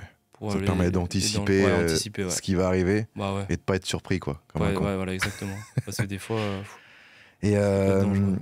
une échappée au Tour de France, comment ça se crée et pourquoi ça se crée? bah, à la base, bah, y a quand même, on va dire, les échappées publicitaires. Tu peux pas dire Oui. qu'il y en a pas. Attends, c'est vrai que ça, j'ai entendu parler de ça l'autre jour. Les échappées publicitaires. C'est quoi que t'appelles des échappées publicitaires? Bah, ça, c'était beaucoup avant. Maintenant, il y en a encore quelques-unes, mais sur le tour, les échappées publicitaires, c'est en gros, tu pars et tu sais qu'il y a très peu de chances que ça aille au bout, ton Ouais. échappée. Et en gros, tu es devant pour montrer que le ça- maillot, tu vois. Donc, Pour que en ça parle de toi. Ouais, que ça parle de toi et de ton équipe et de ton Ton- sponsor. Mais c'est vrai que voilà, il y avait beaucoup plus ça avant. Maintenant, bah, pourquoi tu t'échappes autrement? C'est que tu as un petit espoir, même si tu n'as qu'1% Ouais. de chance d'aller au bout. Genre les premières étapes, tu vois, genre là, clairement, la première étape du tour, tu te retrouves à 3 devant à Lille, là, c'est tout plat, quasi tout plat. Bon, derrière, tu sais que. Bah, si, je sais même pas s'il y a un maillot de grimpeur, mais des fois, tu as ce petit objectif, tu vois. Ouais. C'est d'aller chercher les points en haut du grimpeur de la première journée, donc tu vas être meilleur grimpeur, donc là c'est top, tu as cet objectif-là, et après en second objectif, bah, il peut y avoir une merde dans le peloton, voilà, un truc, et là tu peux aller jouer, mais sinon, voilà, Ouais, c'est pas compliqué, ouais. c'est compliqué, ouais. Mais est-ce que une échappée, vous mettez d'accord quand vous êtes dans le peloton, là, ceux qui sont devant, en mode on y va? Est-ce que vous faites ça, genre on y va, les gars, là? On se tente? Tu Ou peux des fois, si, ouais. Je réfléchis peut-être comme un gamin, mais je sais pas, peut-être que Si, mais des fois ça peut être ça quand tu sais que l'échappée elle va partir vite. Ouais. Par contre, quand l'échappée elle va mettre. Voilà, c'est ça la différence, t'as les échappées qui peuvent partir vite parce qu'il y a 1% de chance que ça aille au bout. Ouais. Par contre, quand c'est une étape vallonnée où tu sais que voilà, dans les briefings de tous les bus d'équipe, bah, c'est l'étape où il va y avoir, on dit, 1 heure de bagarre ou même 1 heure et demie. Bah, là, pour prendre la bonne échappée, il faut vraiment être très fort et avoir le nez pour se glisser dans l'échappée. Et là, bah, ces échappées-là, souvent, elles sont tellement dures à prendre qu'elles peuvent aller au bout. Parce qu'après, quand ça part, tout le monde est mort. C'est ça Et le du problème. coup, C'est que tu pars, le but c'est quand même d'avoir un peu d'avance, et après c'est de maintenir, quoi. Parce que l'avantage, pour ceux qui savent peut-être pas, c'est vrai que c'est important d'en parler. Un peloton, quand tu es dans un peloton et que tu es protégé, t'es pas devant, que tu es dans le peloton, tu fais 2 fois voire 3 fois moins d'efforts. Bah oui, je crois que la SPI, le drafting, on dit ça, Ouais. c'est 40% quand tu es vraiment bien abrité d'efforts en moins. Ce qui est énorme. C'est énorme. Bah, d'ailleurs, maintenant, le cyclisme moderne, ils travaillent tout sur les positions, tu vois. Le drafting, c'est un truc de dingue. Donc évidemment, là, c'est d'où le principe aussi de l'oreillette, c'est là, vent de droite. Donc quand tu as le vent de droite, tu dois te placer, ça fait des espèces de bordures. D'éventails, ouais. C'est pour ça qu'on voit ça à la télé, on dirait de l'art, mais en fait c'est placé de façon à ce que tu puisses protéger ton équipe. C'est ça, ouais, clairement, quand le vent vient de la droite, bah, du coup, si tu restes à droite du peloton, côté droit, en plein vent, bah, tu vas plus faire d'efforts que le mec qui a réussi à se mettre de l'autre côté. À gauche, ouais. Et du coup, après, c'est des. Quand le vent est de face. Logique, face, là, c'est nickel, t'es dans le peloton, dans la boule. Ouais. Bah, là, tu sais que t'es bien. Tu sais que t'es nickel. Et quand t'as le vent dans le dos, dans tous les cas, devant ou derrière, t'es bien. Devant et vent dans le dos, ouais, t'es bien. Et après, vent dans le dos, c'est dangereux où ça peut aller très vite. Et c'est là, du coup, ça tend le peloton en fait. Parce que ça va tellement vite que ça peut faire des bordures aussi. Ça peut faire des bordures. Ouais. C'est quoi que t'appelles une bordure ? Une bordure, c'est quand, du coup, bah, avec la force du vent, côté ou 3/4 dos, et bah, du coup, l'équipe qui met un coup de vis, comme on dit dans le vélo, qui accélère en groupe. Donc, par exemple, les 6 coureurs de la même équipe qui accélèrent, qui se mettent à tourner ensemble, et bah, en fait, elles vont tellement vite que, du coup, avec la vitesse vent de dos, ça va tendre le peloton. Et après, ça fait des cassures, en fait. Et c'est là où après, tu peux faire des relances qui vont un peu tuer certaines personnes du peloton et créer des échappées, quoi. C'est ça. Et du coup, avec ça, tu peux faire des différences. Hein. Les étapes sur le tour où il y a du vent, c'est là où il y a du stress terrible, en fait, parce que tout le monde a peur qu'une équipe mette un coup de vis, comme tu dis. Coup de vis, voilà. Une accélération et foutre le bazar. Et puis voilà, que ça s'entende. Et en fait, tu peux piéger des coureurs comme ça, en fait, parce que ça fait des cassures dans le peloton. Clairement, tu peux être 30e, mais te retrouver dans le 2e groupe, ça fait des groupes, en fait. Ouais. Et après, bah, tu peux pas revenir comme ça, en fait. C'est compliqué, ouais. Wow. Ok. Et donc, c'est une stratégie, ouais. Les échappées, c'est vrai qu'on en voit souvent quand ça commence, en 5-10 km, on a déjà une qui se crée. C'est vrai que, comme tu dis, tu as très peu de chances qu'elle aille au bout, mais on ne sait jamais. Sur un malentendu. Et est-ce qu'en fonction des coureurs qu'il y a dans l'échappée, tu peux te dire, là, celle-là va peut-être plus aller au bout que une autre, tu vois ? Bah oui, clairement, c'est logique. Ça joue aussi, quoi. Bah oui, carrément. On en revient à ce que je disais au début, d'un des coureurs. Toi, tu avais un Thomas de Ghent ou d'autres coureurs, des mecs hyper forts en course, en échappée, pardon. Des très gros rouleurs. Tu sais que eux, mince, quand t'entends à la radio, parce qu'il suffit que t'aies pas trop bien vu dans le peloton, et quand t'as ton directeur sportif qui te dit à l'oreillette, bon, bah, devant il y a 4 coureurs, un tel, et que c'est des gros bourrins, et bah, tu sais que là, ça va rouler vite toute la journée, parce que le peloton va pas leur laisser trop de temps pour essayer que ça arrive au sprint. Donc voilà, c'est sûr que quand tu. Voilà, et là, tu te dis, oh non, les gars, putain, non, vous cassez les couilles. C'était une étape de pleine chill, les gars. On aurait pu tous se mettre d'accord en mode repos. Et là, non, vous allez en échapper, quoi. T'as tout compris. On se dit ça après, entre nous. Non, ça peut être une étape tranquille. Et voilà, ils se mettent dans l'échappée, ceux-là. Ouais, parce que t'as des étapes de plaine où vraiment, t'es tranquille. Bah, après l'étape, t'es en mode, bon, bah, ça va. Ouais, en fait, tu peux. Voilà, des Tours de France que j'ai faites, et l'échappée, elle part direct, tu vois. Ouais. Et puis après, ça roule dans le peloton, tu papotes. Et puis après, par contre, tu sais que la dernière heure, souvent, les 40 derniers bornes, ça roule par contre à fond. C'est ça que des fois qui peut être un peu. Où il faut se méfier, c'est que tu te relâches un peu au début. Et puis après, tu t'endors un peu, quoi. Tu t'endors un peu, après, t'es bien réveillé. Et puis tu sais que. Mais bon, tu uses moins d'énergie quand même si tu fais les 50 derniers kilomètres à fond. Par contre, là, tu te dis merde, qu'est-ce qui se passe, mais ça roule à bloc. Mais t'auras passé les 3/4 avant, plus cool. Ouais. Sans trop de stress, sans de frottage. Voilà. Heureusement, il y a un petit peu ça, mais maintenant, il y a de moins en moins ça. Ouais, c'est ce que tu disais. En fait, c'est beaucoup plus compète et les gens se regardent un peu plus, quoi. Bah ouais, il y a plus de bagarres pour prendre même. Voilà, il n'y a plus d'échappées, comme je disais, publicitaires, il y en a très peu. Et du coup, bah, il y a un rythme, ouais, il y a un stress dans le peloton plus important Mais on qu'avant voit encore. hein, dans les statistiques, la vitesse moyenne des cyclistes au Tour de France, elle augmente quoi, à chaque fois, tous les ans, j'ai Bah l'impression. ouais, non, mais c'est. Ils vont de plus en plus vite. Ça devient, ouais, même ils parlent maintenant même de contrôler les braquets, tu sais, de limiter en fait les braquets, parce que ça va tellement vite. Il y a des développements tellement importants maintenant que. Le braquet, pour ceux qui savent pas exactement ce que c'est quoi exactement? Définition. Parce que là, le braquet a expliqué bon courage. Bah ouais, ouais. En plus, je suis pas très bon bricoleur en vélo, moi. Faut Mais pas en me gros, faire c'est changer une chaîne. la mais chaîne, elle passe, t'as les vitesses et le plateau. C'est ça. Devant le plateau, où généralement t'as deux plateaux. Ouais, c'est ça, deux Le plateaux. plateau en mode étape montagne, donc le premier plateau Premier où plateau, ouais. voilà, où ça va être faut mouliner quoi. C'est ça. Et le deuxième plateau là où t'es le plus souvent, je pense. Oui. Et derrière t'as les vitesses, t'en as peut-être je sais pas 6 7 Maintenant, t'en as 12. 12. Ouais, t'as Énorme. 12. Maintenant, on est rendu avec les marques là, 12 vitesses. Donc, ça veut dire que quand t'es petit plateau, comme tu dis, devant Ouais. et la plus petite vitesse vers le haut, bah, tu moulines. Donc, c'est pour la montagne. Ouais. Et on va dire, bah, ça, tu l'utilises vraiment qu'en montagne. Et sinon, bah, quand t'es grand plateau devant Ouais. et les plus petits pignons à l'arrière, bah, ta chaîne, elle est croisée. Et du coup, ça te fait un braquet important. Donc, je sais plus, moi, il faudrait calculer. Il y a des normes. Mais quand t'as le plus gros plateau devant et le plus petit pignon derrière, bah, quand tu fais un tour de pédale, en gros, ça te fait faire je sais plus combien de mètres, on va dire, ça te fait Ouais. déplacer ton vélo de tant de mètres. Alors que voilà, quand tu as le plus grand pignon, ça te fait faire moins de distance. Donc en gros, plus tu mets du braquet, plus tu mets des grosses vitesses, et bah du coup, des gros petits pignons et grands plateaux, et bah, en gros, tu vas plus vite en fait. Ouais.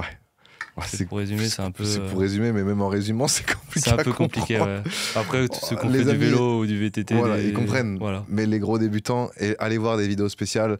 Bon, après, c'est un sujet assez technique. Hein, quand vous commencez le vélo, le braquet, on s'en fout un peu. Hein, c'est quand tu Clairement. arrives vraiment à vouloir un petit peu peaufiner. Mais au début, bon, on s'en fout un petit peu. C'est ça. Je suis pas encore rendu là du tout. Les relais, c'est hyper important. Dans le peloton, bon, forcément, ceux qui sont devant, ceux qui donnent l'allure, c'est souvent les équipes qui jouent le général. Et après, tu as dans l'échappée, surtout. Quand vous êtes 2, 3, 4, 5, 6, 7, 8, les relais, c'est méga important, non? Bah oui, C'est clairement. important de bien s'entendre dans l'échappée. Et bien s'entendre. Ouais. C'est l'idéal, c'est que tous les coureurs de l'échappée passent son petit bout de relais, tu vois. Chacun passe son vélo et pour qu'il y ait une super entente. Après, c'est vrai que voilà, des fois, il y en a qui passent pas. Et puis après, c'est une gestion en fait avec le peloton parce que si tu sais que le peloton est plus fort que. Toujours. Ouais, avec l'inertie, tout ça, le peloton il est poussé quand même avec la masse qu'il y a derrière, bah, l'équipe qui roule. Une fois que Tu vas ça toujours va plus vite en tu vas peloton que dans toujours une plus vite. échappée. Voilà. Donc c'est pour ça que dans une échappée, c'est important de rouler plus fort pour prendre plus d'avance C'est ça. et surtout garder une distance, quoi. Et du coup, Et c'est le une relais, gestion, c'est vraiment le fait de... par exemple, toi, tu prends ton relais, donc tu vas devant, donc tu prends vraiment tout le vent. Toi, tu vas pédaler pour les autres. c'est ça. Peut-être 30 secondes, 1 minute, après, ou peut-être même moins, je sais pas. Non, mais c'est ça. Ouais. Quand t'es en échappée, ça dépend du nombre de coureurs que t'es, mais Ouais. c'est bien de passer quand même au moins 20-30 secondes minimum pour que derrière tes copains d'échappée, parce que c'est quand même tes copains. Quand tu pars en échappée, l'objectif c'est d'aller le plus loin possible. Exactement. Et donc, bah, eux, ils sont abrités, ils font du drafting, donc ils sont Ouais. abrités derrière. Donc, comme ça, ils récupèrent pendant que toi, tu passes ton relais.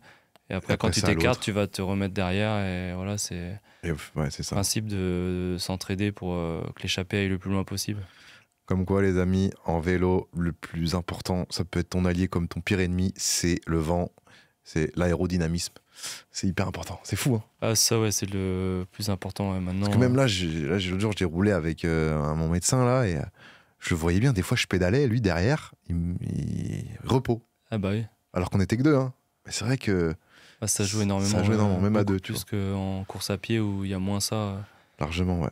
Du coup, c'est ça qui est bien dans le vélo, c'est que tu peux rouler avec, tu vois, peu importe les niveaux, mais ce qui est bien, c'est que tu peux rouler avec n'importe quel niveau. Tu vois, moi, je roulais avec des coureurs amateurs, et du coup, tu peux rouler avec plus de monde qu'en course à pied. Bah, si tu dis tu vas faire, je suis pas un pro, mais 4 au kilo, bah, va courir à 4 au kilo avec un mec et lui parler. Ah non, En c'est vélo, impossible. voilà, sur le plat, tu peux. C'est ça que j'aime bien dans le vélo, c'est que j'ai pu rouler avec beaucoup de monde.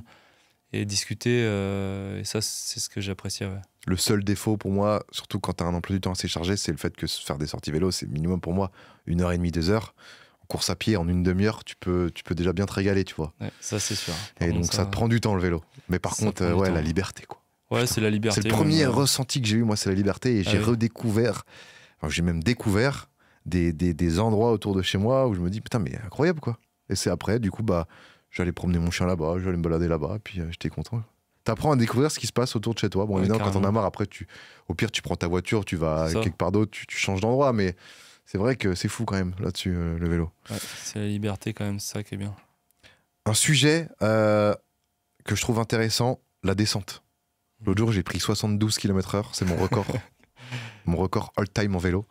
Je me suis chié dessus parce que je me suis dit, si là je me vautre, à 72 en vélo, forcément je me casse un truc, ça va me pénaliser dans tous mes projets, dans tout ce que je fais, donc bien chiant quoi. Comment vous faites pour des fois, je vois, c'est Pitcock, je crois, le boss de la descente, comment vous faites pour des fois arriver à 100 km/h, alors vous êtes plusieurs, il y a les voitures, les motos devant, même les motos, des fois elles se chient dessus, les voitures, les virages, comment ça se passe? Vous avez des stages comment vous faites? Non, mais en fait, on en fait tellement. En fait, comme il n'y a pas que le Tour dans l'année, du coup, à mon époque, tu faisais déjà 70 jours de course à l'année. Donc, en fait, au fil des années, bah, tu progresses dans les descentes. Et puis après, voilà, tu es dans ton truc. Je pense que voilà, c'est comme les pilotes, les motards et tout. Moi, quand je vois ça, je me dis, mais c'est des malades aussi. Ouais. Et eux, ils disent l'inverse de nous. Parce que j'ai côtoyé des fois des motards, ils disent, mais pourquoi vous faites ça? Vous descendez dans l'école en fait, les en motards, cuissard et en maillot. Les motards, la plupart du temps, ils ont, en tout cas ceux qui sont en MotoGP, là, ils ont des combis avec des airbags. Alors certes, oui, quand tu tombes, tu peux toujours te faire mal. En vélo, le but, c'est d'être le plus léger possible. Vous avez un casque en carbone, certes, qui protège, qui peut sauver la vie, mais surtout, vous êtes équipé avec des trucs très légers, quoi. Et c'est la moindre chute, là, sur du bitume, même des fois, tu es en descente, tu peux te retrouver dans un fossé, déballer un fossé, mourir, clairement. Ah oui, c'est vrai qu'après, c'est vrai que c'est quand même... En fait, c'est... avec le recul, je me rends compte, Je pense que de ce que j'ai vu avec l'expérience, là, en force d'écouter des podcasts de gens qui font du vélo ou d'écouter les commentateurs, etc., t'as celui qui va réussir à débrancher son cerveau, donc qui va descendre et il va se dire... Voilà, en mode j'ai plusieurs vies. Ouais, c'est vrai, c'est presque ça. Et du coup, bah, il y va, et puis ça passe ou ça casse. Et t'as celui qui a un petit peu peur parce que, bah, je sais pas, il a des enfants, peut-être, parce que il est déjà tombé une fois et il s'en rappelle très bien, et du coup, bah, forcément, ça fait un petit blocage. C'est ça un peu, non? Oui, c'est ça. Ça m'est arrivé moi aussi dans ma carrière. T'as pris une grosse gamelle et du coup, bah, après, t'es sur les freins, t'es en stress dans la descente parce que t'as pas envie de souffrir comme t'as souffert avant ta chute passée. Et puis après, à l'inverse, quand t'arrives à prendre des risques, en fait, au fil des courses de la saison, parce que moi, ça me faisait ça, c'était à chaque fois que je reprenais la saison, il fallait que je reprenne le rythme des dangers et tout. J'avais quand même le fait de faire un break de quelques mois l'hiver. Et bah, quand je reprenais les premières descentes et tout, je me disais, oula, je suis pas encore prêt. Donc j'étais... Puis après, au fur et à mesure de la saison, bah, tu reprends confiance. Et du coup, bah, un virage qui passe à temps et à temps, comment tu te penches, et bah, ça passe. Tu es en confiance avec ton matériel aussi.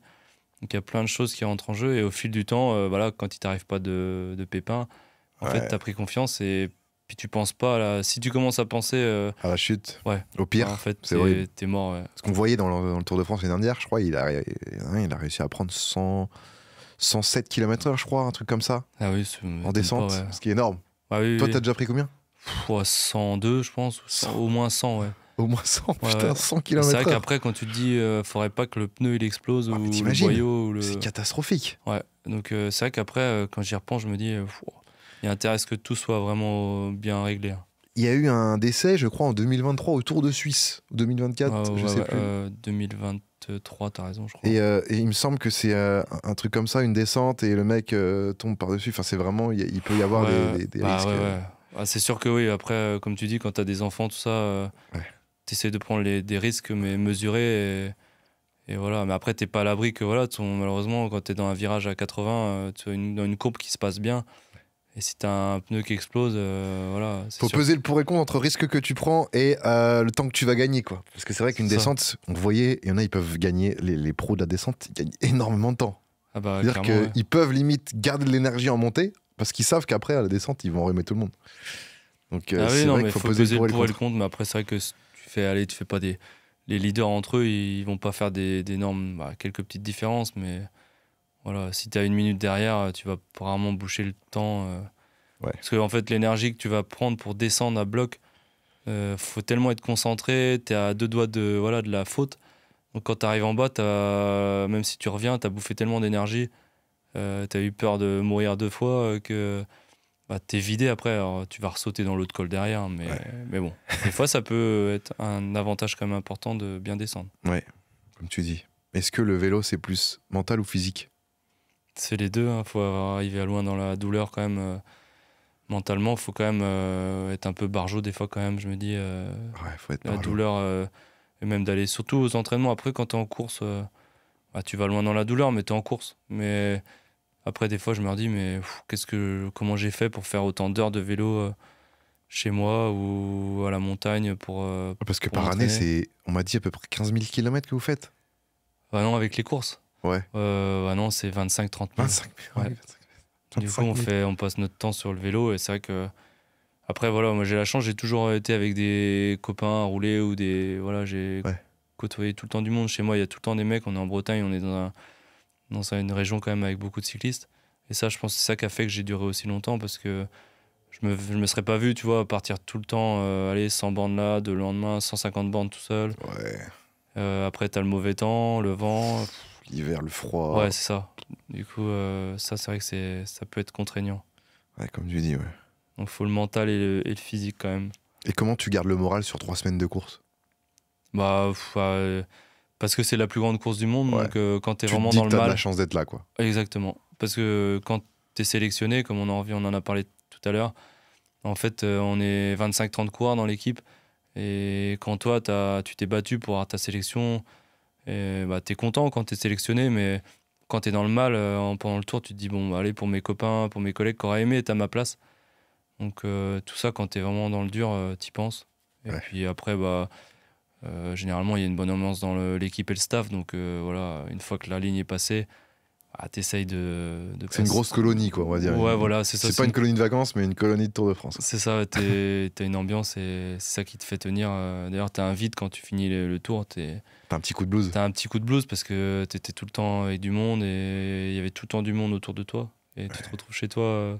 Je crois que c'est diffusé dans plus de 170 pays, je crois, le Tour de France. Oh, c'est Il possible. me semble que peut-être après la Coupe du Monde, hein, j'ai peur de dire des conneries et vérifier les sources, mes gars, mais c'est l'événement sportif le plus médiatisé, le plus regardé. Je crois avec les JO et la Coupe du Monde, je crois que c'est les JO, 3 Coupe plus du grands. Monde. Ouais. Sauf que eux, c'est tous les 4 ans. Le Tour de France, c'est tous les ans. C'est vrai. Et ça, c'est encore plus fou, quoi. Non, c'est vrai que c'est pour ça que les gens ils disent t'as fait le tour, ok, ouais, c'est bien. C'est pour ça. Toi, du coup, le Tour de France. Attends, juste après, quand même, pour parler de ça. Juste après le Tour de France, vacances ou c'est direct, ça enchaîne? Ouais, c'est Parce que c'est le mois direct. d'août. Ouais, donc, ça enchaîne quand même. J'ai jamais, tous les tours que j'ai fait après, j'ai jamais pu vraiment souffler parce que il y avait toujours des courses. Il y avait une classique une semaine après à Saint-Sébastien là, qui était importante.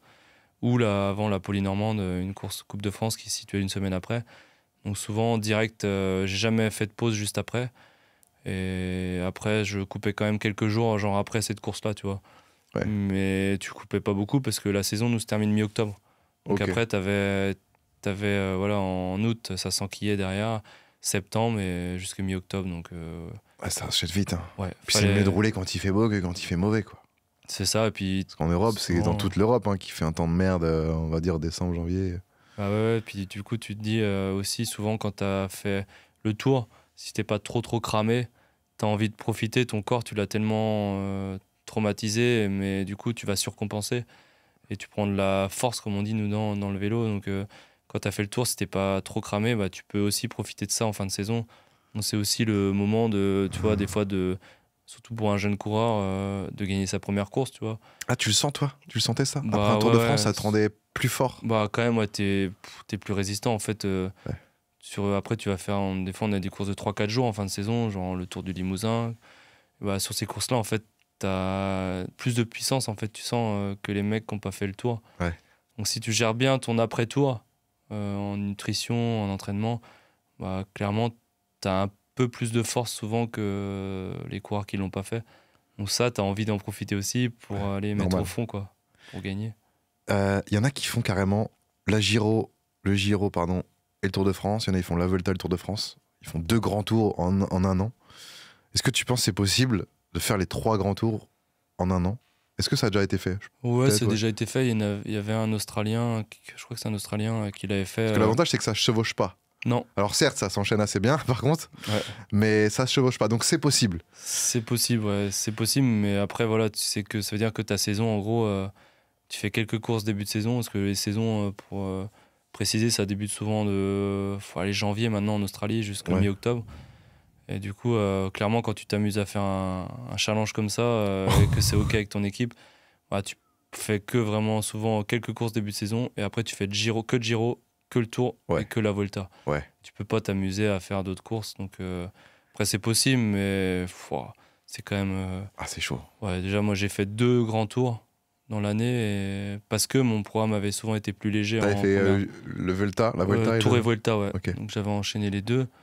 Et c'est vrai que c'était faisable et j'avais bien aimé.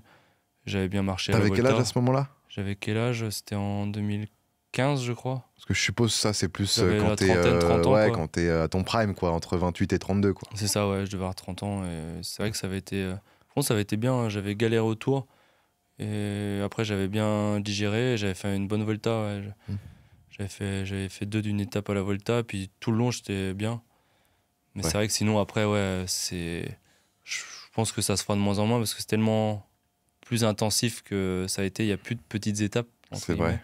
Du coup, de faire les 3 grands tours, voilà. Et là, j'en ai vu Pogacar qui avait fait Giro et Tour de France, il a gagné les 2. Et il voudrait pas, tu penses, faire les 3 et gagner les 3? Bah, ouais, je pense que non, les 3 en la même année, c'est pas possible. Tu Pour penses? eux, non. Ouais. 2, bah, il l'a fait l'année dernière. Ouais, il non, l'a fait ça l'année dernière, ouais. C'est pour ça que je me dis, s'il doit se dire, putain, il a gagné les 2, il va tenter les 3. Bah ouais, mais après, c'est vrai qu'après, il fait que. Non, mais lui encore, il court encore, il fait les classiques aussi. Il fait les classiques, Donc ouais. lui, franchement, c'est Monstre. incroyable. Mais c'est vrai que non, les 3, ça, c'est pas possible humainement. Je pense que c'est impossible. De gagner les 3 grands tours. Ouais. Hein. Les faire, si, quand tu Ouais, les les fais, faire, comme tu dis, mais... tu finis des fois groupetto, tu finis à 20 minutes des premiers, bon. Même si déjà en faisant ça, c'est dur. Toi, c'est quoi pour toi le Graal dans le vélo? Est-ce que c'est gagner le Tour de France, gagner une étape du Tour de France, gagner le Paris-Roubaix? C'est quoi le meilleur truc que tu peux... Bah après, ça dépend de chaque coureur. Gagner Mais, l'étape où ça finit chez toi, gagner l'étape du Ventoux.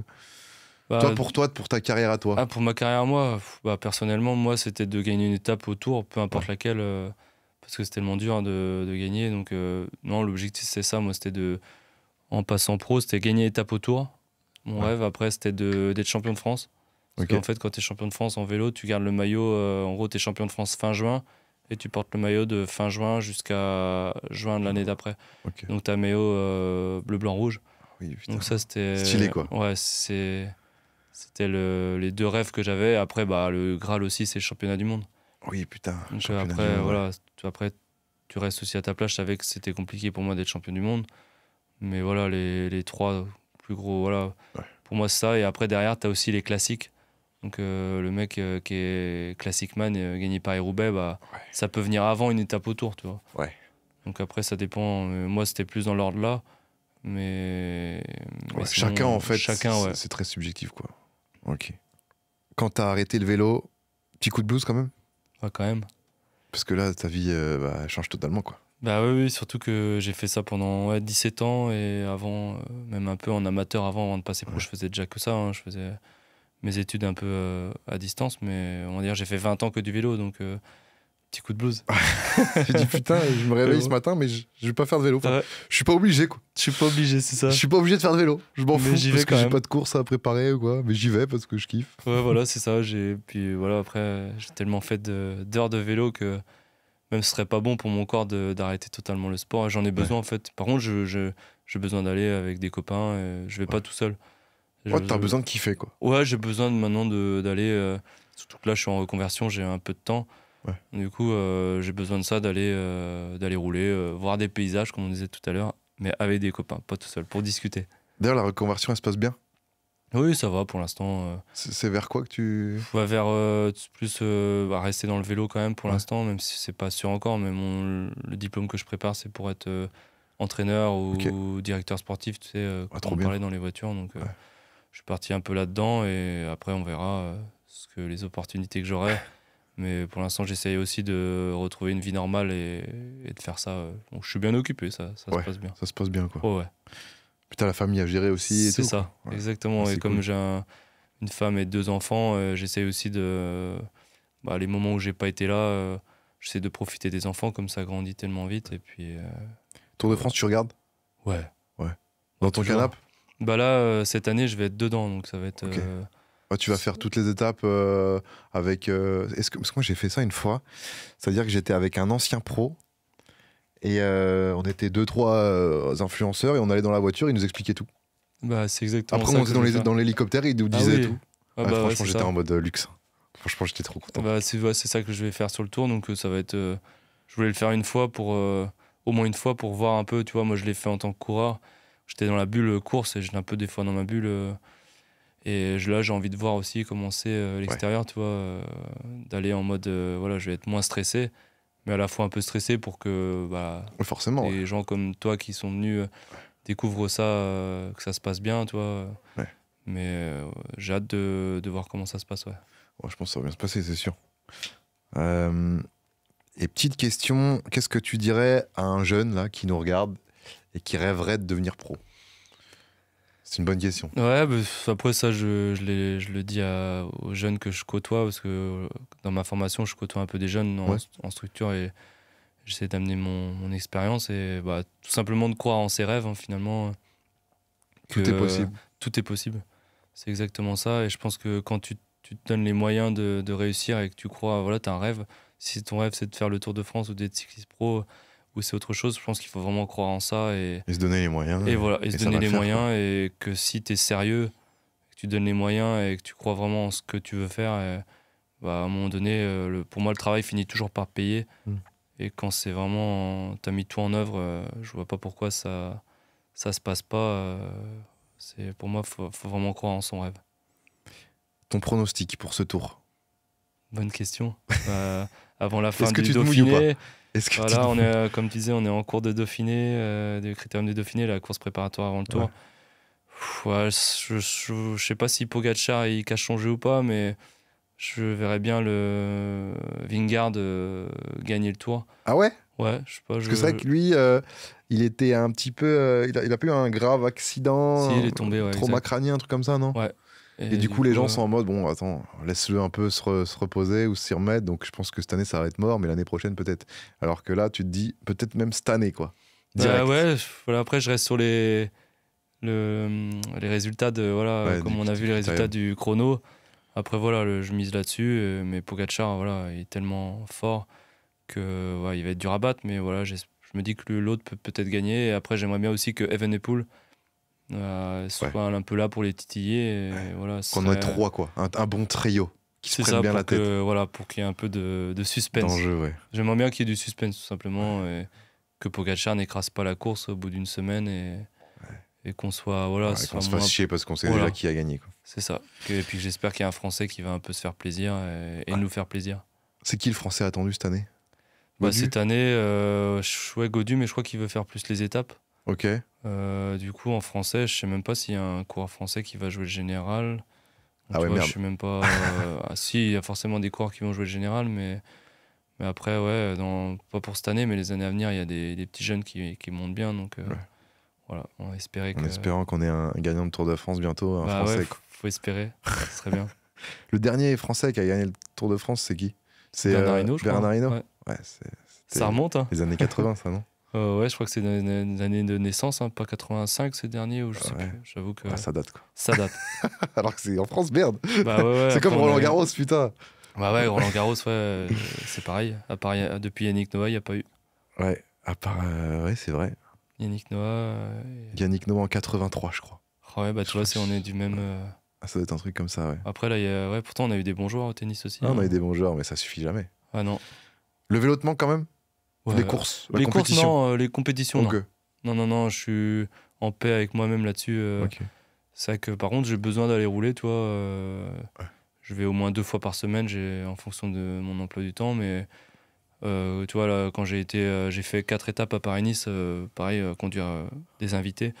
Tu vois, ça me manquait pas du tout. Et de regarder les courses aussi à la télé. Non, je suis content. Ouais, J'ai fait le deuil, entre guillemets. Trop bien en vrai. Ouais, parce que tu vois, j'ai quand même fait ça longtemps et d'aller loin dans la douleur tout le temps. Et voilà, ça me fait même un poids en moins sur les épaules. Ouais. Par contre, j'aime ça. Je suis pas aigri du tout, je suis passionné, mais pas du tout de regret de péter en compète. Eh ben, trop bien. Eh ben, je crois que, Julien, j'ai fait le tour de toutes les questions. J'en ai peut-être oublié certaines, mais en tout cas, j'ai essayé de... En vrai, je pensais pas que ça allait durer aussi longtemps. 1h50, là. Ah ouais, bah, tu vois, on a bien 1h55. discuté. On a très bien discuté. J'espère qu'en tout cas, vous avez kiffé, les gars.